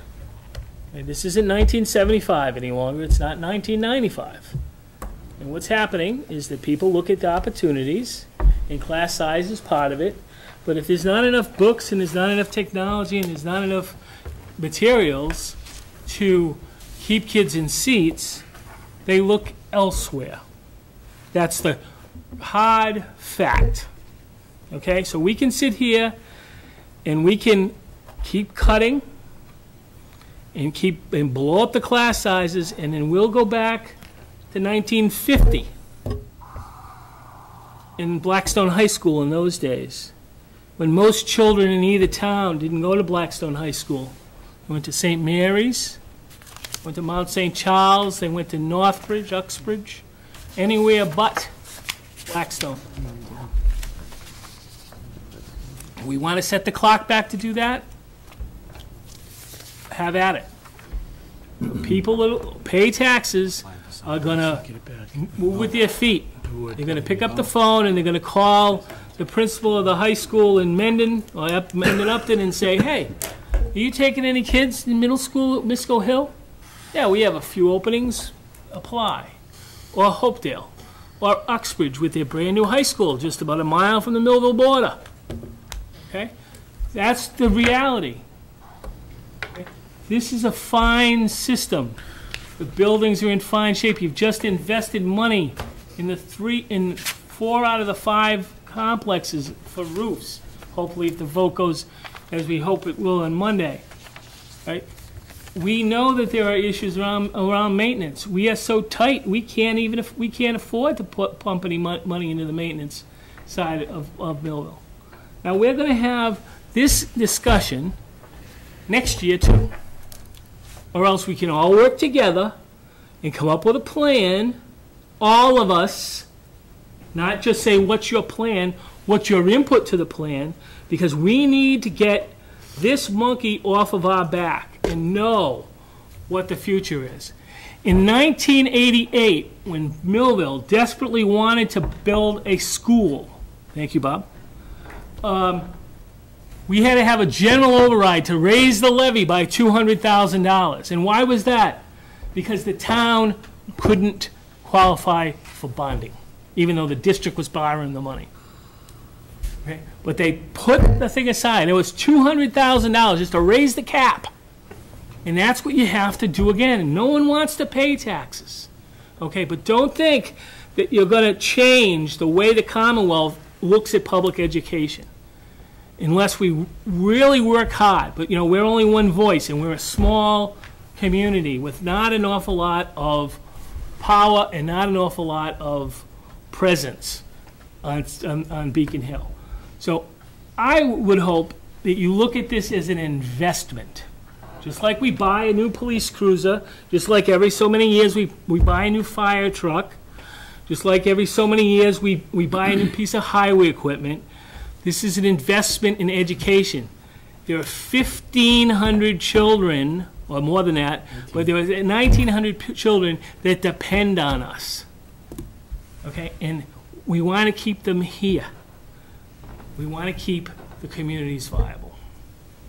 So there's, go ahead. Look, yeah, I think about this a lot, and I heard some numbers the other day I thought they were kind of earth-shattering. Out of all of the 7 or 8 towns that are involved in BVT, of all the students in those towns, it's something like 1 out of every 2 students applied to BVT to go to school. In the 8th grade across the 13 towns, that's correct. So one of the questions, this is the futuristic question, one of the questions is, you can raise the money for the budget, and if nothing changes relative to how the teaching's done or relative to courses or anything like that, you're still going to have an exodus. So unless we understand what are the primary reasons why they want to get out of this system, and unless we correct what those reasons for the getting out of the system, we'll never move ahead. And that doesn't necessarily mean it's money. It means that what are we doing that people want to get to someplace else? What would cause them to say, I want to stay here rather than go there? And how do we move to make that happen? Or what kind of plans do we have to the future to say, is it because people today are more concerned about having their kid have a trade when they get out of high school rather than having to go to college? Or is it more that they figure there's a better education there You than probably here? have a Or long something? debate about Valley Tech, but I'm not going to have that now. But how about leveling the playing field? Okay, how about treating our children the same way as we treat those vocationals? Okay, how about the fact that you spend $14,000 a year per person, per child, in Blackstone Valley Tech, where the town's contribution to the 1,500 children or the 1,800 children a year is less than $5,000 a year. And again, this is more, again. I don't know the answer. This isn't going to be the You last. want to say, This discuss isn't going to and be the share last ideas. I don't difficult know the conversation answer. we have over the next 10 weeks, because it's not going to end here in 10 minutes, you know. It's going to end here, and we're going to kind of move on, we're going to think about things, and we're going to come back and we're going to talk some more. And I Because thought we wanted don't to think about necessarily the future, too. I'm sorry? We wanted to think about the future. Absolutely. We've been saying that all night. We need a 5-10-year plan, and we have to make the decision harder not to go to BVT, not to go to VOC. No, we can't eliminate BVT, it's our school, okay? However, the Aggies, that's a revenue problem you guys have as well. That's why the slide was there, okay? So again, we'll engage in the problem. Hopefully we'll continue the problem solving. And quite honestly, the financial piece of this, I hope we can continue to meet every 2 months. Every 2 months is a plan. Even representatives, a few representatives from Board of Selectmen and FinCom. You know, I asked for that back in October. We got a few, and we started it, but that's what we have to do. We also have to build trust. I'm sure there's tons of people, they're spending it the wrong way again. Come on board, look at our budget, and say, where can we cut more? Tell us. But it's going to impact learning. Go ahead. 2 quick ones. I apologize. And then Helen, you had your hand up. Go ahead. Well, I just want to make one quick point regarding the health insurance. Just to point out that the Millville Board of Selectmen did have the foresight, going back probably about 2 years, to take a step back and removed itself from being in with the district, recognizing the implications that being with the district had caused the increases. My understanding is because of the board making that decision, that's why you were at 0% this year. We're at 9.8% increase. According to my friend Sandra, you would have been at 3.9 if we stayed with you. So, well, it's interesting that our confidential consultant is not so confidential, is she? But no, but that was a wise decision because you could be paying 3.9% this year, and I think they made a wise decision doing that. I just wanted to point that out. We are trying to look out for the best interests of the committee, of the district as well, when we prepare our budget. Bill, can I also, Mr. Chairman, to address the what are we doing in the future to improve the district? I mean, one of the things that we have added in the budget is an assistant superintendent that I believe will be in charge of curriculum. That will address some of our defects, perhaps, in curriculum. When you mentioned, how are you going to get better academically? We're not going to get better academically if we don't have somebody following that. But some of the some of, when we do kind of come forward and say, we'd like to add this to hopefully keep people from leaving, then we get, well, you're just building a new kingdom. You're adding things. We don't want to add anything because we don't want to spend more money. Again, we can't move forward. I know personally, I know somebody whose child went to BVT. Number one reason, they have late buses. She could not provide transportation for her child to participate in after-school activities here, but BVT, her child could participate in those activities and get dropped off. And who back. paid for those buses? We all did. BVT. We all did. We did. But Right, we all did. We're paying for those buses. But BMR does not have late buses. I know, but we're paying for the BVT bus. because For we her don't- to be brought back to Blackstone. But because we do not have after-school busing, that child left our district. Wendy, you got to jump in. I think you have two sets of late buses, too. Don't they have an early one and a late one? I think so. Is it an early late and a Go late ahead. late? Well, I think the majority of what we've been doing in the last year is. A lot of looking their at ath- data. And our data is we're a grants. level 2 school. And I know being a parent of What's three that mean, boys. Wendy, level two? Level 2 school, I mean, you're rated by district based on your MCAS scores, based on, and when you're a parent coming into a town, the first thing you do is you look online and you say, where are they? Are they level 1, 2, or 3? We're level 2, which isn't that bad, but where do we go with that? So what we looked at the data and we said, we need to work on our curriculum. We brought in a foundations program, which is a phonics program, because we want our kids to read. Okay, that can be worked with. The professional development can be worked with. You know, we're looking at things to improve our student achievement. If we improve our student achievement, those buildings that are up, those developments are going to get filled. Because the first thing that those parents that are working in Boston that want to find a place to live, they're going to click on Blackstone, they're going to click on Millville, and they're going to look at their student achievements. They're going to look at class size. They're going to look at all of these things and say, is this the town that I want to be in? I being one of them.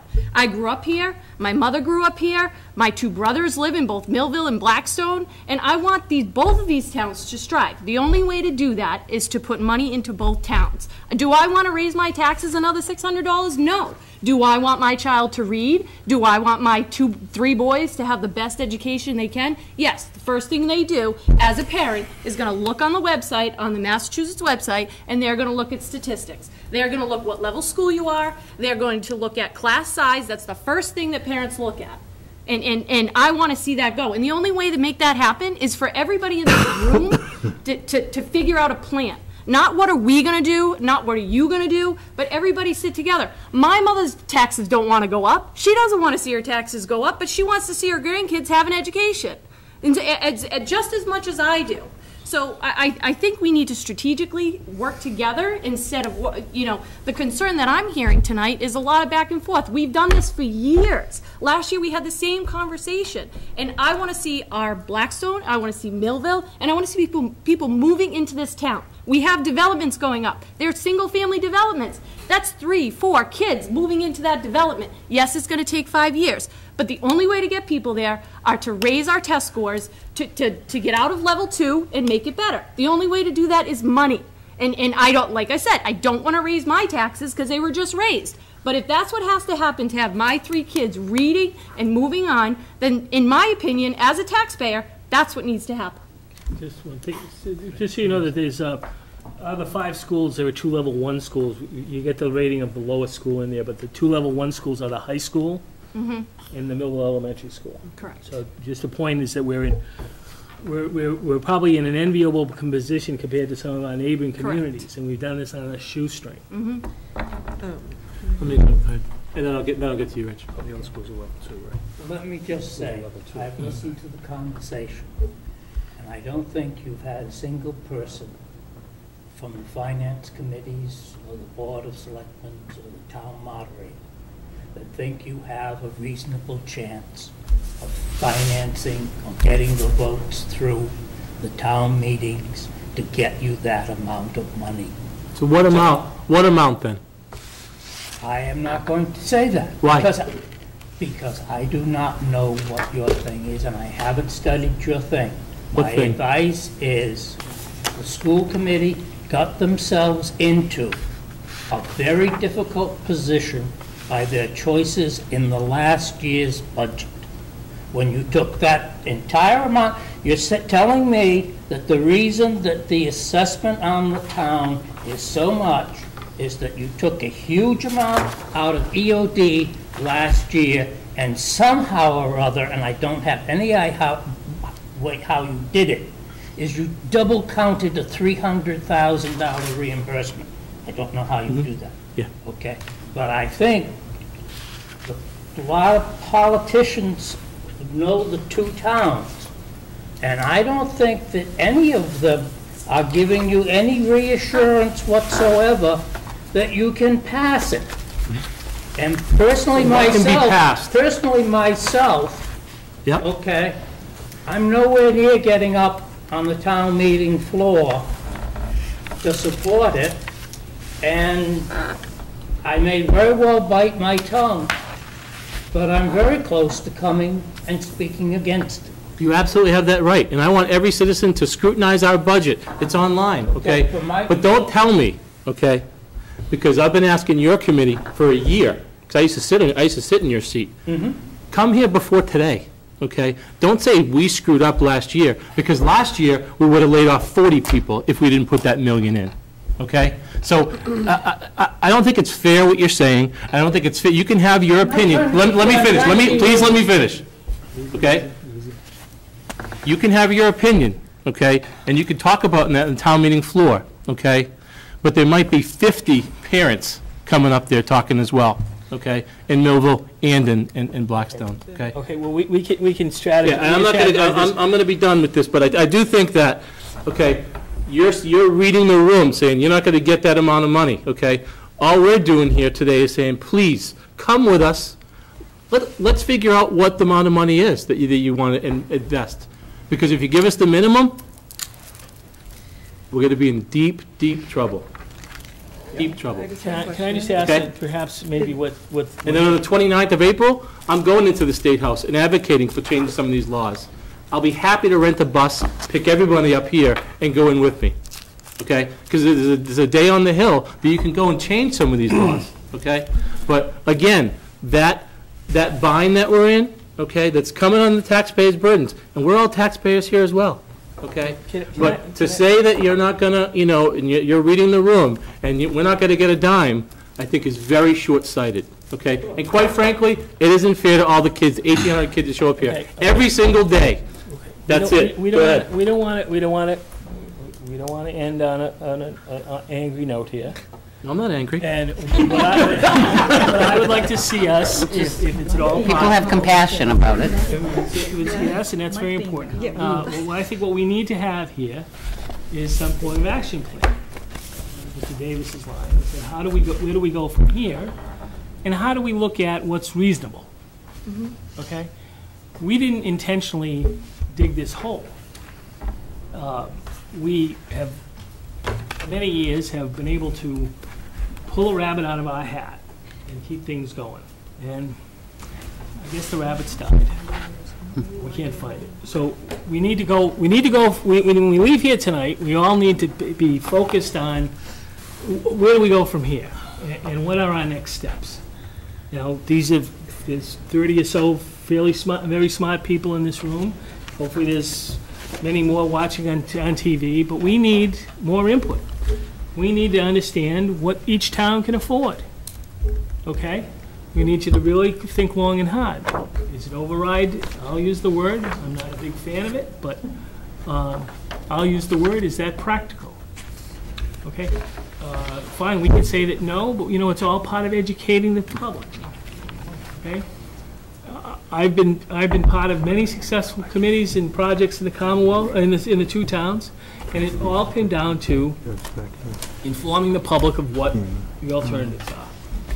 And then they ultimately make the decision at town meeting floor. I just want to add one thing, and if it's the last thing you leave here remembering, I think everyone got this in their packet? No? They did not. No. And I have extra copies. It's got some important numbers on the bottom, so I would hope most of you can at least see it. It tells you how much money we spend in our district per pupil, and that is $10,076. And it also tells you what the state average is, and that is $13,121. We are not even close to spending the state average, and that means there's districts and towns spending a lot more, and we're probably very low. Even with the amounts, the additional amounts we're asking for, it's only adding $800 per student. It's not even enough money to be on a level playing field. So if you leave here remembering those two numbers, we are $3,000 less per pupil that we're spending on our kids in the schools. And that's a lot of money on what they're missing out on. And you can actually go on the website. Yeah, and see it this is on the there, state of but- Massachusetts, the accountability data. If someone wants to see this, I would gladly share it, because it has a lot of information. Go ahead, Rich, I'm sorry. Bill, just a clarification. The numbers in the FY14 column here, do those reflect the additional money that was put into the, they do, that's the total? That's a total. That's everything, okay, on that. The other thing was, I know you were working on a strategic plan on that. And I think that's a big part of the future in selling to the two communities where the school district is going and why it's important to add additional funds. It's part of the solution. And once it's done, it really needs to be publicized on that. And Yeah. And there was a large members of both communities that were part of creating that. I would like to, first of all, I'd like to thank all of you for all the hard work you've been doing. And I know it's not easy for any of you. But I would like to encourage you to, for the annual town meeting in Millville, whoever comes down to present this budget, prepare a PowerPoint, the slides, whatever you need, everything so that people can see it. The visual effect has a lot to do with it. Thanks to our cable committee, we now have the capability in Millville to project onto the screen on the stage, PowerPoints and all of that, so we're getting real modern. It'll be a lot easier for you to give a presentation so people can see what you're talking about. So I would highly recommend that you put something together and have someone there that can present that and speak to it. We can absolutely do that, but my feeling on that is if we wait for town meeting to start educating people, we're sunk. So I think over the next 10 weeks, Les, we need to start getting that PowerPoint out. It's already up online. If people want to go to the website on the news, the same budget line items that you're seeing here has been online for a couple of weeks.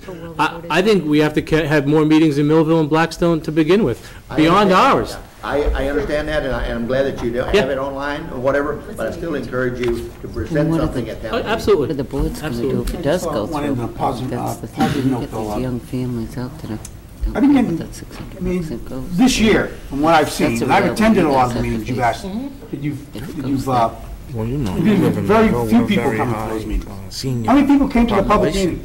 9. They can't Nine. afford it. You and Not that they don't Me want their and grandchildren. your friends. My friends, I think, but Disagreeing with it, but it's at the time. before that, even some of those quarterly meetings, we were invited. PTA. Not a lot of attendance. You've been trying to be more transparent this year. I need to give you credit publicly for that, because you've been trying to do that and letting us behind the curtain. Where in the past, you come to the public meeting, it's like, pull back the curtain and show us what you got. You're trying to be much more transparent this year. And I just need to publicly give you credit that you've been doing a better job this year. The news isn't good, but at least we're being transparent about it. So I just wanted to publicly thank for the job you're doing about getting this information out there quicker, sooner, and to more people, and inviting more people to come and see it. So, thank you. Thank you. Thank you. I understand some of the problems that you have with some of the money, with the restraints, like Dr. Perry said, the state, they mandate this, but there's no money. They want it, you have to do it, but you gotta find the money, because there is no money. And we all understand that, the town has the same thing. My other question is, I heard some of the percentages of the kids, their MCAP scores like 1%, the high school, this and that, is that's basically what you said. Do the teachers get raises by how the kids do on their score? Did you ever think maybe doing steps like, if the kids aren't doing good because you're not teaching properly, or maybe they need some training, their raises will affect the kind of, bring the tone down on them getting a certain percentage every... That would be a collective bargaining issue. That would but have to be negotiated. I'm just saying, was it ever a thought? If you look at our difficult to MCAS track. scores, they're in the right direction. The high school's a level 1 school. It means we're exceeding or meeting the cap. Right. And the other schools are level 2, so you have some fine, we are meeting and we are headed in the right direction. But that type of thing, like merit pay or anything like that, that's that would be something that has to be negotiated, and that will probably be a long time in coming. I mean, that based might on be a the- good selling point down the road, that our teachers have to keep a certain standard, so the kids have to learn a certain Well, standard. they do. There is There the is new- teacher evaluation. There is the new Teacher evaluation evaluations, tool, yeah. which is in effect for the state of Massachusetts. So we are being, I'm a teacher in a different school system, but we are being evaluated. And it is somewhat 10% or less based on student performance. So we are being evaluated being monitored. yearly, and it's a brand-new evaluation tool that just came out. And There's another unfunded mandate as well. Yeah. But we're always looking at making good teachers great Right. and great teachers greater. That's always at the leadership's forefront. It's always that way. Because you know what? They're our most prized human capital in the buildings, because they're the ones that are with the kids for 6.5 hours or 7 We are a hours. service We have industry. We're always amazing looking at that. teachers But I hear that your are point. working at the bare minimums. Yeah, I mean, they have very little to work with, and they do great things for our kids, so. So if there's no, is there other, good? Just make a final comment. As most of you know, I'm the interim superintendent. I came out of retirement to do this job, and there is not a successor. I heard We're going to talk about that in a minute, but I just want to share my, having done this for over 40 years, and almost 30 years as a assistant superintendent or superintendent, everybody in this room I know has the best interest of the children. Nobody has spoken against children, and I think that's what unifies us as a community, that we do care about our children. We do care about our schools, and we do care about our future. The greatest challenge we have right now is to try to look at what is.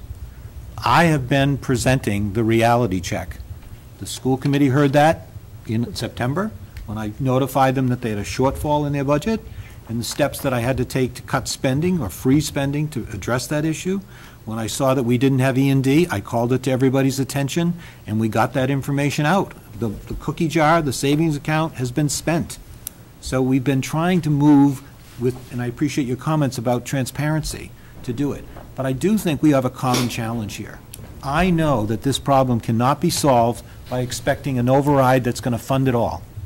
But I also can tell you as the superintendent, to absorb that kind of reduction in this district will have a significant impact on personnel, because there are not other accounts that I can go find $1 million. It's going to have to be impacted on personnel, and that's going to impact, as I said, we're going to start at the outer limits with personnel, and then ultimately we move into what in my estimation as a superintendent, as a teacher, is the place that we don't want to make those reductions, which is in the classroom in the direct instruction. But we are going to be there, because this is not a problem that I'm going to be able to solve. And I do need to comment. I think people have made a comment about planning, and I would agree with all of you. I'm the interim. I've been working with the committee and giving them suggestions, because my job when I came here was to develop an entry plan, a transition plan, and an exit plan to prepare the next educational leader of this district to be able to come in on July 1 and be able to step up and move to do that. But, the committee is in a difficult spot this year because they do not have a permanent superintendent. And I told them when I came here, I can do a lot of things, but one thing I don't have the power to do is print money. I wish I did. I wish I did. You need to understand I'm here because I have a grandson in Millville, in the Millville Elementary School. I care deeply about the quality of education in this school because I have a vested interest in 2 grandsons that live in Millville. And it's very important for me, to share with you my expertise, the things that I know, that I've experienced, that I can bring to the table. I know, and the committee knows, this is not, we're going to get an override and solve the problem, and we have to have the understanding we can't cut it all and make it happen. Those 2 extremes, I agree, are not possible. I would say that. We've got to have our discussion to kind of come to the middle and say, what can we do? And how do we educate the community is a real challenge. How do we provide that information? Understanding that difference between budget and assessment. The assessment problem, it was created by using what I refer to as one-time revenues. And that certainly maintained the district. The district did not go on a big spending spree. The district maintained the services that we currently have, all right? And we're trying to improve it because we want to be competitive. If we don't have that foreign language teacher, that impacts our foreign language program, which is only limited now to 2 languages, French and Spanish, all right? And we have to accept that reality that we have to invest. And that's part of our dilemma, our challenge. But I can tell you, I've worked in 4 different districts. I've done an interim in another district in my earlier retirement years. And, you folks are all have the best interests of the kids at heart, and people just have to stay focused on how do we get, to common ground. How do we find, the resources, to address it? Because the children are our future, and they're the most important. That's why all of you do what you do. You serve on boards, you serve in elected positions because of these communities, and you care deeply about them. So I share that with you because there's a lot of hard work to be done. And I appreciate you all coming out tonight and sharing your concerns. And I think people have given us reality checks, but I can tell you this committee is already, they've shared those reality checks with me, that this is going to be a difficult challenge for the towns of Millville and Blackstone. Thank you. Yeah, thank you, Mr. Chairman. After listening to all this tonight, we realize that we all share the same concerns. Being on the municipal side of the budget for 30 years, I've been to many of these meetings, many of these budget sessions throughout the years, and the town has done the best they can to try to do additional contributions in the past, as Mike Buckley will attest to that. And we realize that we're all in this together. There's nothing about any town or any boards being pitted against each other. So we realize that we're all in this together. We have to work the best interests of everyone. And I can tell you this, that we realize that Millville has to go vote their annual town meeting before we do, but we still have to come up with a proposal. And Dan and I have been diligently listening to everything here this evening. We realize your situation, and we're going to report back to the rest of the board members and give a recommendation, our recommendation to the Finance Committee. If we can't come up with a full amount, we will make a request for a certain amount to try to work things out, but we intend to work with it the best we can. We realize that we certainly don't want to have a situation back in the days when everyone was going to St. Mary's and everything else that we just talked about, which I remember very well. But I compliment you, as was stated in the past. Your board has been very transparent. You sent numerous emails to us and everything else, and we're well aware of what's going on, and we'll try to do the best we can for the Board of Selectmen, that is, in the town of Blackstone. Thank you. Thanks, Bob. Appreciate it. I've just, as a representative of the Finance Committee in Millville, I've sat through a couple, obviously, town meetings for a couple of years. They always seem to be attended by the same 61 people or whatever. The same faces. And I don't know if this is allowed, and I'm just asking because you're going to have PowerPoint slides, and we're going to come to some kind of meeting financially to figure out what we can do to make this work for everybody. And you'll have your PowerPoint slides, but is it possible, I don't know if it is, it's always going to be the same 3 or 4 faces up there representing the school committee. Is it possible to invite some of your model teachers to be in the audience? I don't know, as another human capital example of something that they don't ever see on a regular basis. They just see the same 4 faces giving them a message and not having to see visibly the teachers that are actually educating 1,900 students. And we can talk about that, I'm sure, but again, I think it's a great idea, but I wouldn't want to limit that to town meeting. We should be doing that all year. We should be doing that all year. Right, but I was just pulling out the stops at the last minute. Yeah, I mean, I think leading up the next 10 weeks, we could probably do something like that. You know what I mean? 6 weeks. 6 weeks, I'm sorry. I'm trying to, We're inflated. Get more time. Okay, so, I mean, again, I know we went way over in time, but I'm glad that we did. I'm glad that you came. We do have some business to kind of take care of in terms of our superintendent search. You're welcome to stay. And I'm serious. You can email me if you want to come with me on April 29th to the Capitol, the Day on the Hill in Boston, because a lot of these education laws are really need to get, and the more voices we have, the better.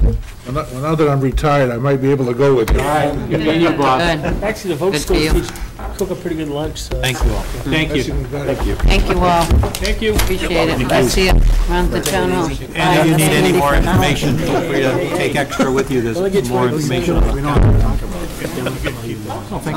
No, I'm at Fenway Park tomorrow. Good night, have a nice night. I'll shoot you the Thank you. Call me over the weekend. Well. All right, well. I will. Good night. Good night. Oh, you're everywhere, huh? It just sounds like such a big number. I got something I owe you. Uh-oh. Up until tonight, budgeted for the Bill, what's left on the agenda? What do We have some superintendent search stuff. We have to celebrate your last meeting, so you're not going anywhere. Oh, I was gonna say, we have at least 9:15. I've gotta go to the supermarket before No. running late. And I'm not going to Walnut Hill. I said for the, Thank you. I said I'm gonna I get know, to the good. store. This is All right, we're gonna keep moving. You too now, have a nice one. Brian, go to the I don't bathroom. have time to go to Park and Shop. Brian, we're gonna get moving. Yeah, I already have the tuna made, I just need the rolls. Rate the three cheese. Sometimes I like to, if we can get together Yeah. and talk about, 9 years. Getting rolls out of it. That's nice. Nice, the thief. Yeah, we can breathe back. Oh. It's a pretty glamorous job. I told you I apologize for not putting on the receipts for it. Where do you want from? I can actually take my little slide thing. I'll put it on my office door. I'm sure that I won't be back. Yeah, you know what, I could have done flashback for the last 9 years I've been here. It's the same old thing. We don't have, I'll give us a figure. And you could meet 12 minutes prior to this, or you could meet minutes prior to this, and this is the conversation. thank you. Deja vu. Okay, we're gonna move forward. No. It's the same thing. There's no It's just, recording. no. So school superintendent search. So, we as a committee need to talk about the direction that we want to go. I will give you the feedback that I've gotten from Art Betancourt and Carolyn Burke, and also Perry Davis. In terms of, we really have two options. We still have a pool of candidates.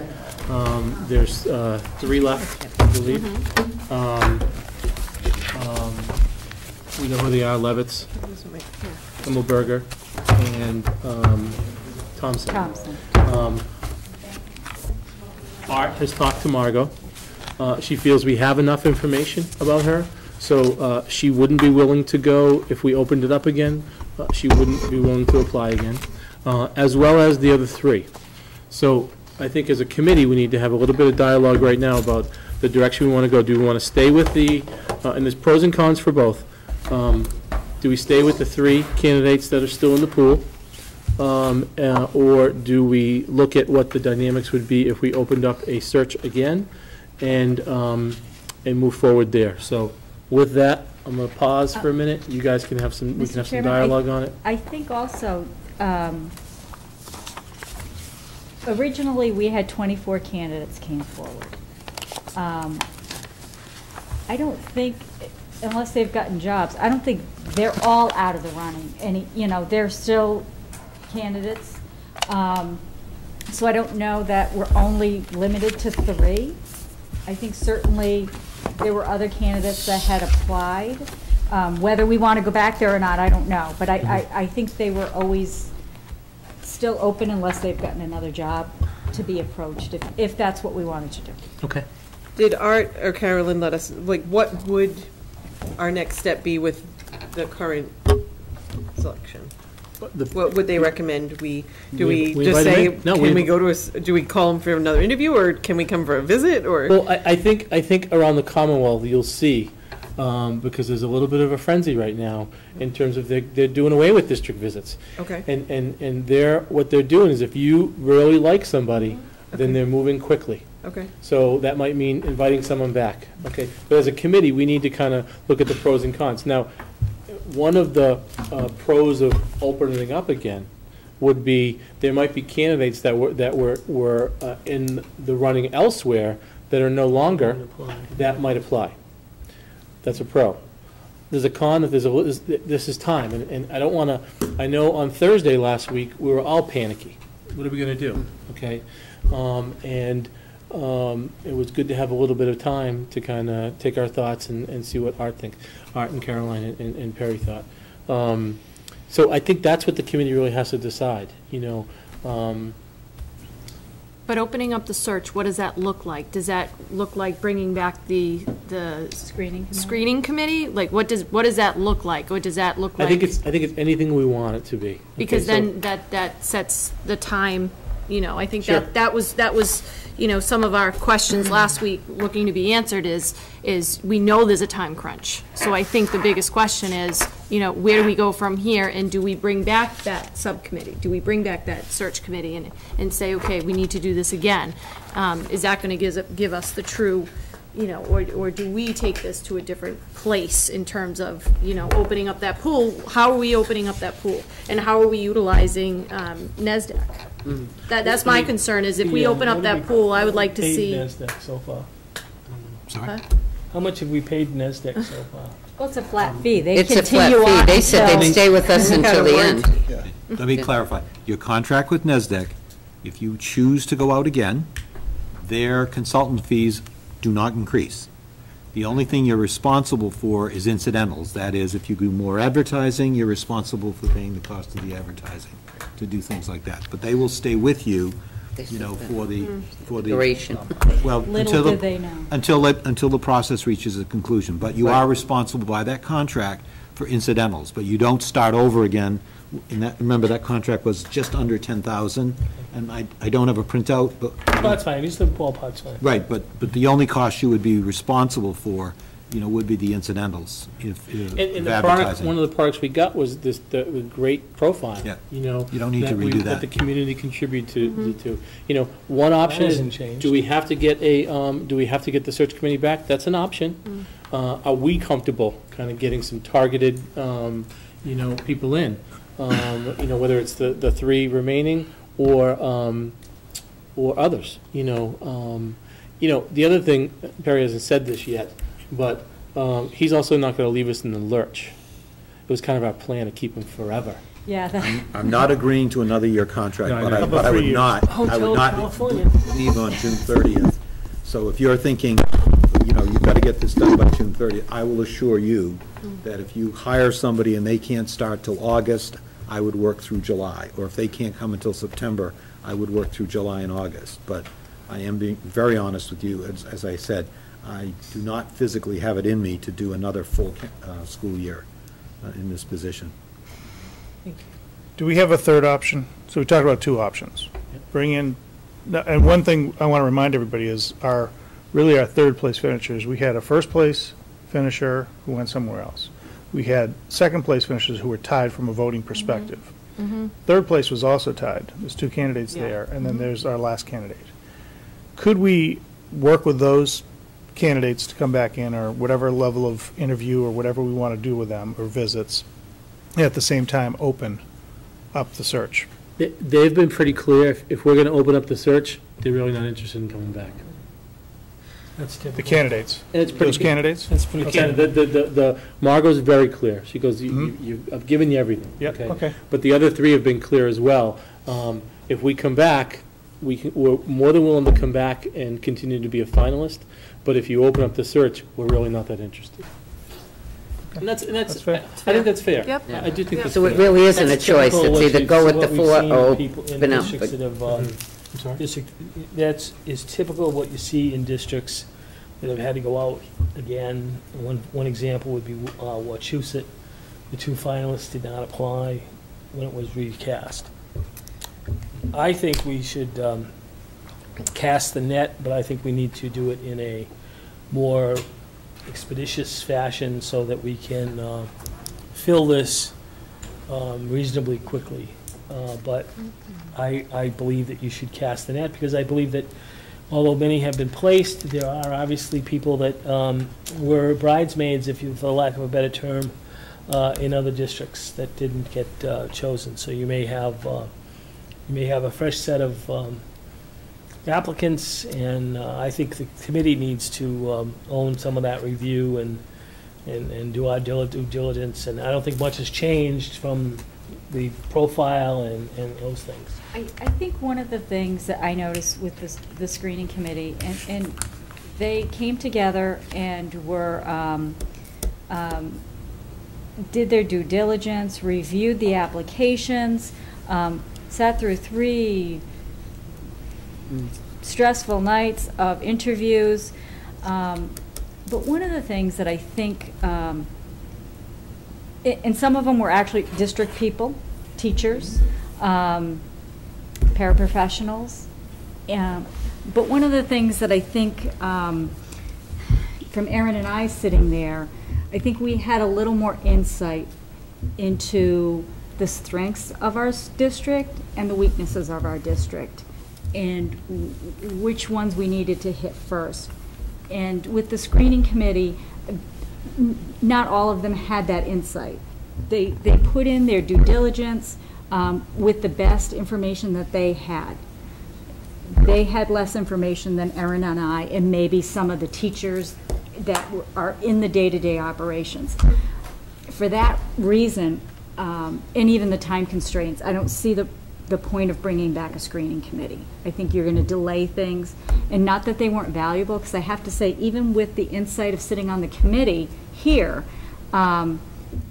it took me a while in the interviews that we've gone through to really come with a clear understanding of the type of person I want to see, in addition to the qualities that came out of the survey. Certainly, there's some people that can all meet those qualities in the survey, but bring forth a different persona, a different method of accomplishing things from each other. And I think, for me, and I'm kind of looking around, does everybody have a better understanding of, since we've been through those interviews, of the differences and maybe what meets our district's needs a little bit more? So I think it needs to say probably at this level for time and just insight of, did we get a lot of feedback from the community that helped? Absolutely. And that's what kind of the insight is coming from. But I think we also know strengths and weaknesses. We're not saying the community's not going to be part of the process. They'll be here during the interviews. They'll do that. But I think what I hear what you're saying is that in terms of moving forward a little quicker, you feel comfortable with this committee going through some screenings if we throw it out there and screening those. And I think we're all on the same page. When we did those votes, they were all those, out of 6 candidates, 5 of them were all, 1 point off. So why are we going to pass any of them up right now when they're still sitting in front of us? I very strongly feel about one of these candidates that I want to see them come back. David Thompson. I think he has a lot of the same qualities as Dr. Keogh, who we offered the job to, and I don't think he was moved up to our top 3 because we were trying to have a little bit of difference between the 3 people that we chose. We had a director, we had a special ed person, and we had a principal. He is also a principal, and I felt, even from the screening committee interviews, that his interview was, his personality, just super friendly. So I really think the staff would get that from him. The enthusiasm that they got the day that the site visits were here. So I don't think going out and even searching again is doing any justice to what we've already done here. And I think we would be severely overlooking what we already have in front of us without looking at least him again. That's who I would like to see. But once again, you're going to cast it aside that he didn't make the cut. But he did.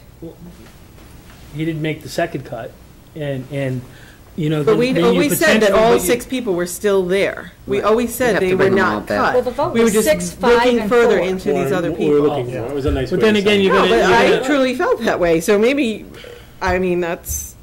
but you're not going to, you could have a gem, in the, sitting there that's not, that hasn't landed. Right.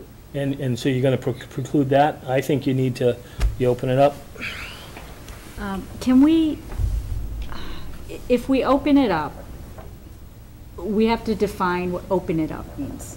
If we go back out with the advertisements and all of that, you're talking an extended period of time to get everything in. If we can talk to NASDAQ about a more targeted search, certainly they have people out there that they know are looking.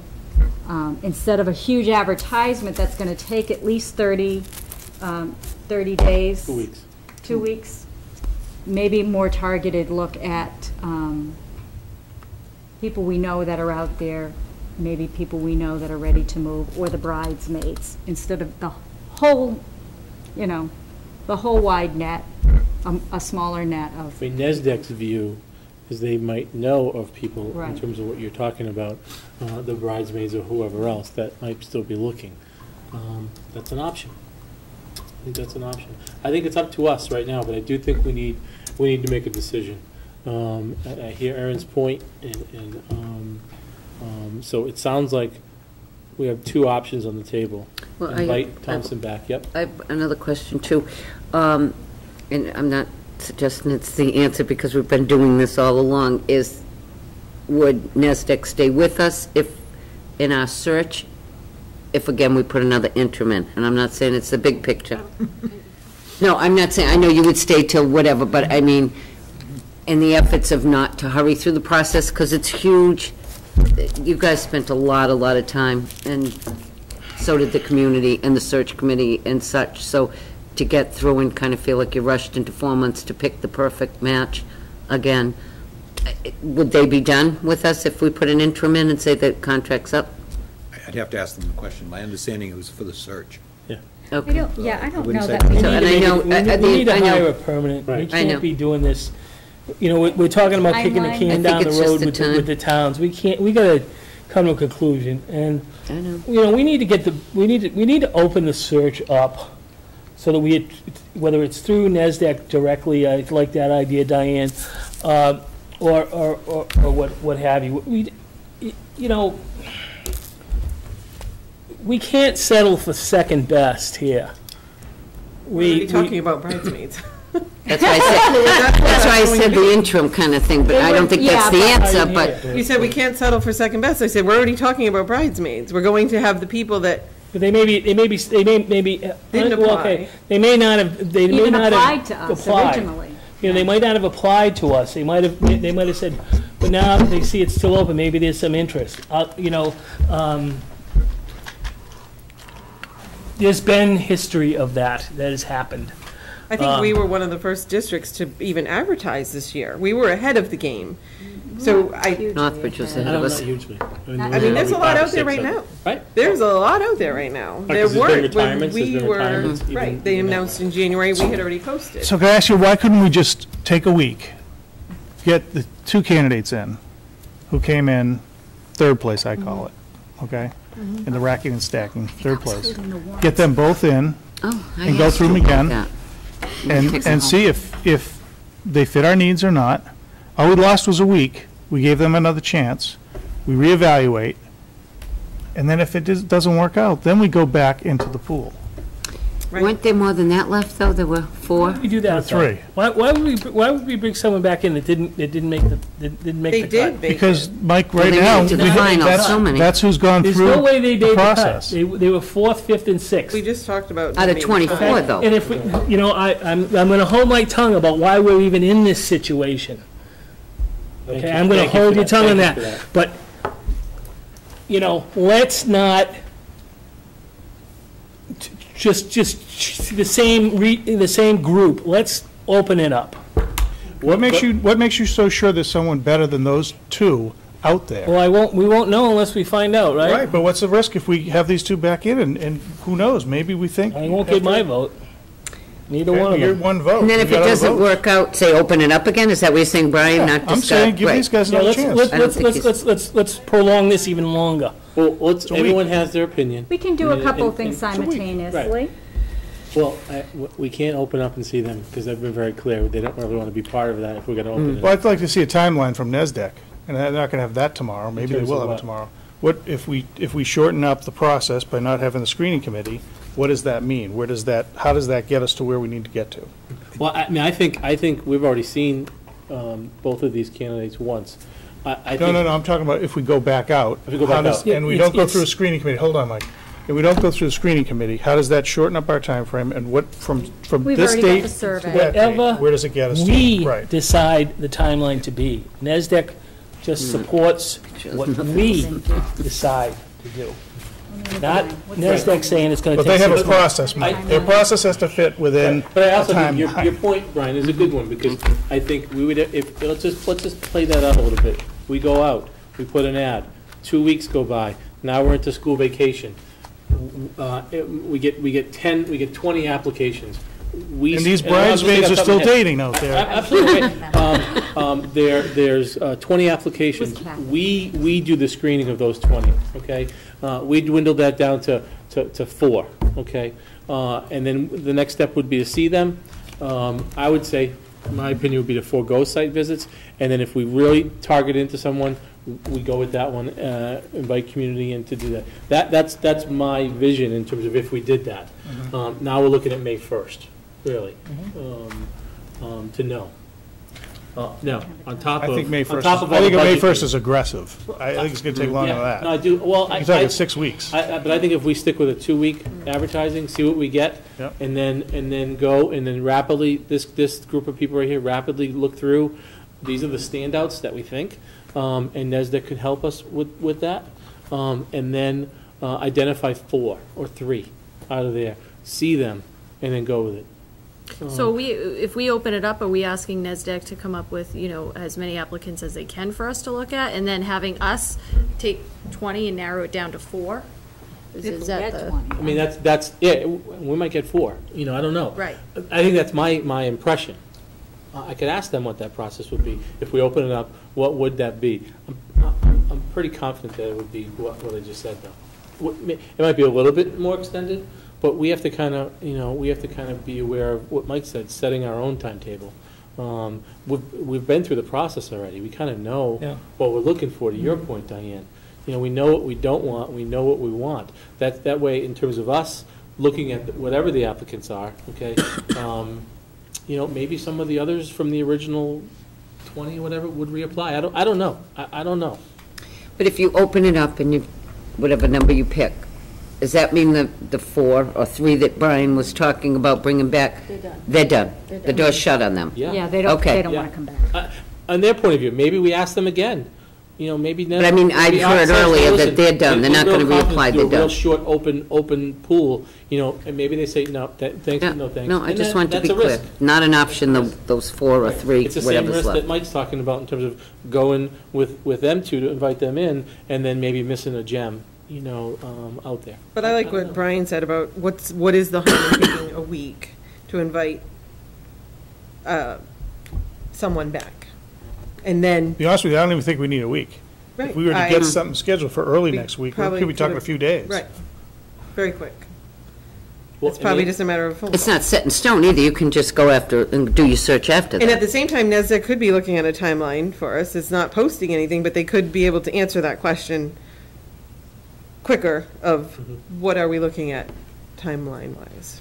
So again, we get down to the question of what does the majority of the committee want to do? So we go to a vote, and that's the thing we'll do. So let me see if I get this. So we'd be looking at candidate 3 and 4.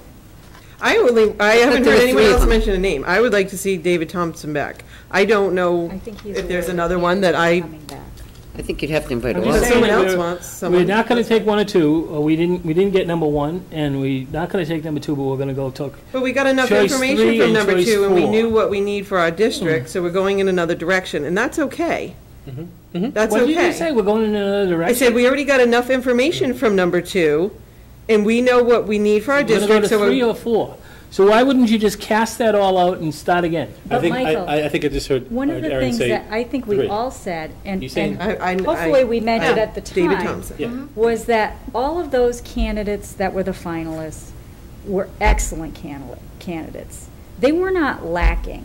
It was a matter of what was the best fit for our district. And who are the standouts? And who were the standouts. And every single one of them were going to be an excellent superintendent in some district. I meant that when I said it. And so I said it and I meant it. They were all excellent candidates. They all had qualities. And I do personally agree with Aaron, with Thompson, that had a quality. He had the quality I saw in Keough. Keough stood out a little bit more, but he had that quality. And so I certainly would invite him back. And again, it was a personal quality that I think met the district's needs. The rest of them certainly could be a great superintendent here. There was just I guess maybe because you probably got to see him more than once, but And- he didn't really stand out.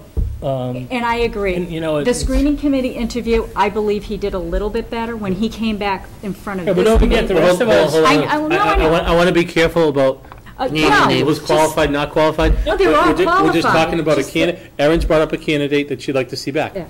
So I think that's our question. Do we want to bring Mr. Thompson back, and only It's a Mr. vote. Thompson? And in what it's a vote. capacity? I'm not, are we doing an interview? Are we doing the? It would have to be an interview. We're not going to be doing any, it'd have to be an interview. Okay. Public interview. Yeah, public interview. Do another 1-hour interview. But why wouldn't we do that with 2 or 3 candidates? It's Well, 3 hours. Why not 4 or there's not 5? another one that Well, no, we I, only have 3. I mean, right now, we're talking about 3. Don't get carried away, Mr. Chairman. But we What's could the have other one? potentially 3. Humboldt? It's 3 hours, right? Himmelberger was the other one. Himmelberger And and Levis. Look, you can't bring one without 3 if you can't, and then what about somebody else that was somewhere, down the road? You gotta go out again. You gotta go out and let it fly. And you gotta, if you're interested in Thompson, and if he really wants the job, he'll apply again. And we do it in an expedited timeline and get this thing rolling. But if we went out, okay, and even if Thompson wanted to come in and interview, we wouldn't keep him in the same pool. We've already seen him once. right, so why not take the next, okay, I won't even say week, Just 3 days into next week, where we invite him in and, Yeah, but why would he get special privilege than anyone else? I would say bring in the 2 I would like to candidates. see him again. If I someone would else think the wants 2 to see candidates someone. that tied, we had 2 candidates, him and I think it was Himmelberger, who both were, got the same amount of votes. Why wouldn't we bring both of them in? That's 2 hours. and out on of that our time. night, I was actually wanting to see Himmelberger move forward, because we were looking at the difference in backgrounds. We were looking at we had someone with special ed, Himmelberger has superintendency behind him. We had a principal. That is the only reason I think he didn't rise above in that meeting. So we could have Oh, two different candidates come in, A and compare and superintendent. contrast. I'm looking for a motion then. Why wouldn't you We can take go all back and 3 forth though, all around Brian? here. You're only excluding one for the sake of it. They were all one vote off. I mean, No, not. Feel that the this gonna last do one two- wasn't. Actually, The that's- last one Don't was you feel that this candidate pool is a little Oh, it's polluted? not. No, No, no. they were all Superintendent. wonderful All good candidates. Polluted with what? Really? I must admit, Yeah, I don't think they were polluted. I don't think No, they I were don't- polluted. I think it is. I think it's been polluted. I think it needs. But to if you go didn't out. like either one, you could go back to opening the search again, I'm right? looking I for mean- a motion. I make a motion that we invite Mr. David Thompson back to interview with us on a very near date. Are you saying both, though, or just one? You can't meet now until next Thursday. You only have to give 48 hours notice. No, they're gonna have to reorganize before they conduct any business. Oh, yes. So we can invite them in for Thursday night. After they reorganize. So my only, I'll support you, Erin, on that, but I don't think we can have one back. I think we have to, I agree with Brian in terms of the 2. If. Does anyone They want might to choose not to, as well, so. Right, they may I think the turn us decision down. we have is, Do we want to have the two come back? You know, the third candidate didn't really get one vote, I don't think. So, Oh, okay. You No, know, one. So I will He did- amend my he did motion one that vote. was But never. I think your point, Brian, was, you know, there was two tied, and the question that the committee would have to answer here is, Second that? do we take two? I'm sorry? Did you Nobody second that? seconded. I didn't second. Nobody that. seconded. So I just Amended. reset. You only said one. Withdraw. So I'll make a Finish it, Aaron. motion to invite Dr. David Thompson and Ellen Himmelberger in for a follow-up interview with us. Offer them to come back. Offer, They might invite, I decline. said invite. Invite them in for a follow-up interview. Is there a second? Second. Second. Any further discussion? Point of order, Please. a discussion. Is, what happens if they say, hey, I don't want to be part of a public process? You know what you know from me. They have to be. Okay, well, I'm just saying. Well, then And they they're say no, withdrawing. we move on. They're withdrawing.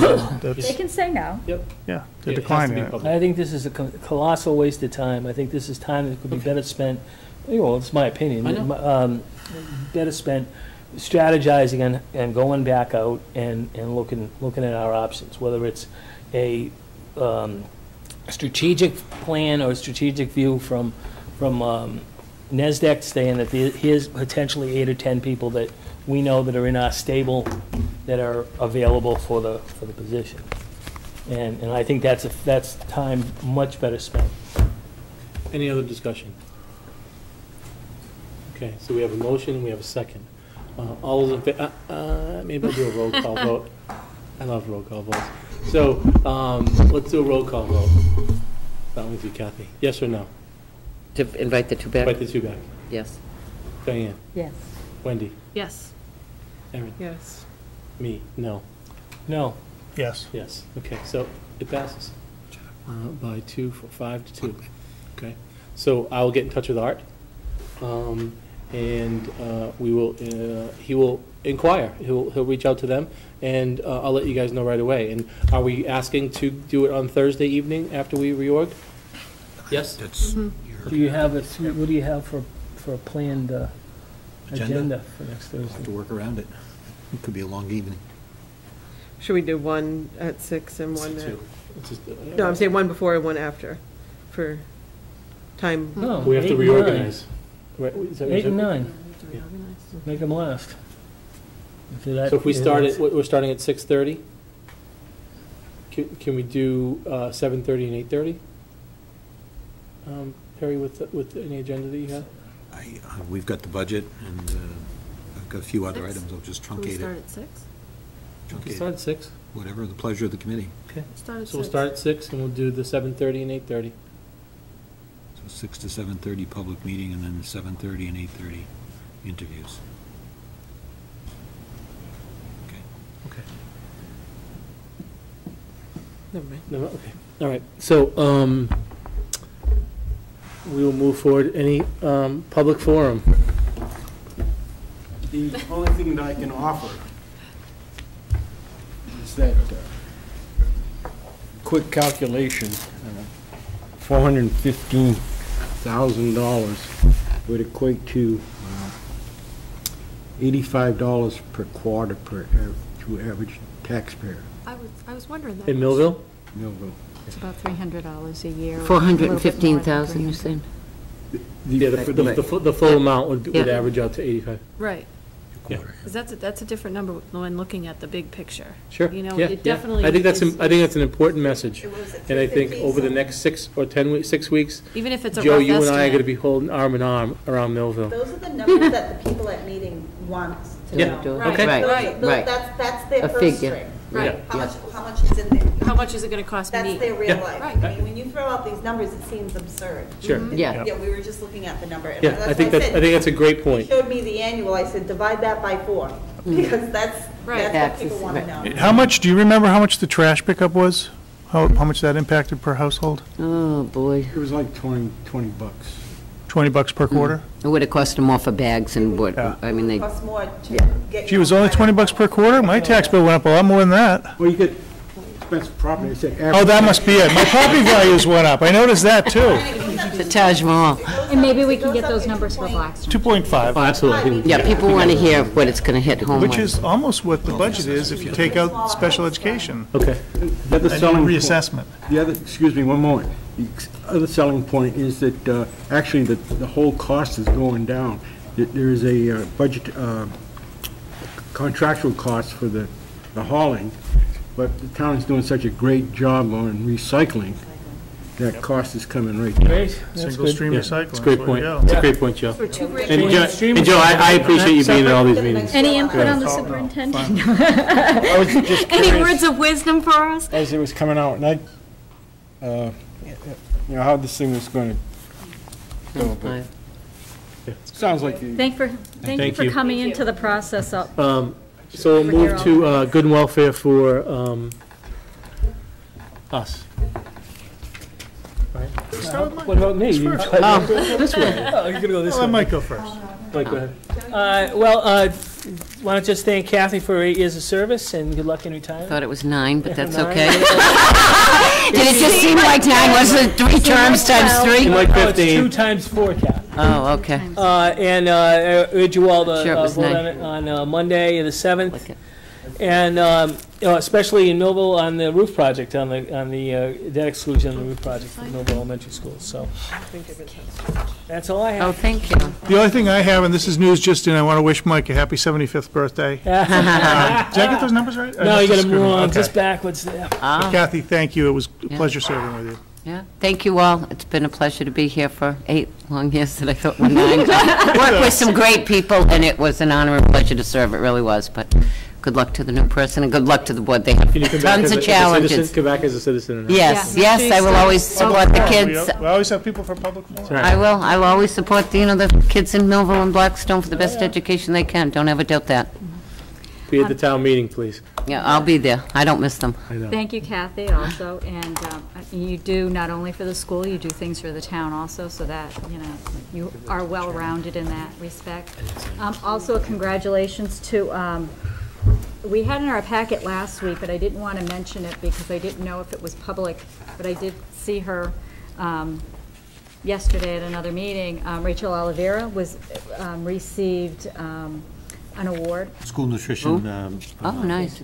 Selected as a school nutrition honoree by the State Association for School Nutrition.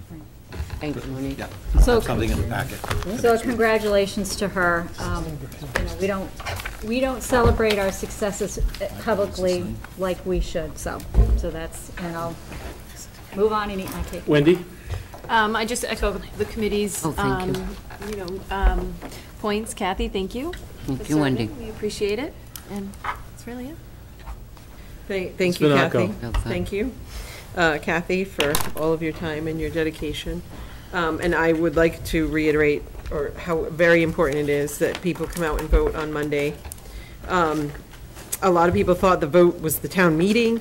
The town meeting for the Millville Town roof was just to get it on Monday's ballot. We have to pass it on Monday to receive that 57% reimbursement. So it is very important that we have a very large turnout, though there's maybe nothing else attracting you on the ballot, that needs to be the attraction. So thank you. Yeah. I'm always last, and I always some people take my stuff, but I'm glad, Kathy, obviously, I really enjoyed working with you for the past year, and prior years when I was on the FinCom, you were always here, and so forth. I want to applaud the Complex Crushers today, who took out the rest of the faculty in a volleyball tournament. If I didn't say that, I'd probably, when I went in my house tonight, I would probably get a Denozo in the back of my head. But I also want to congratulate Mike. He was, he's going to be on the Wall of Fame. Is that what it's called? Oh, that's It's the Wall of Fame Yeah. in terms of as an alumni. We're hoping to get some new chairs in there, maybe some new windows, because I know it's the same chairs you sat in. Yeah. But, no, that's a Thank you great very much, honor. Chair. It really is a great honor. And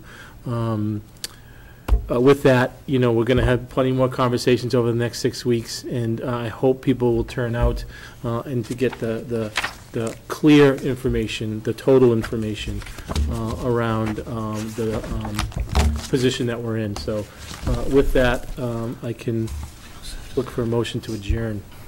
So moved. Second. Motion made, seconded. All those in favor, so I saying aye. Aye. And thank you for the Got cake. now. Yeah, thank you.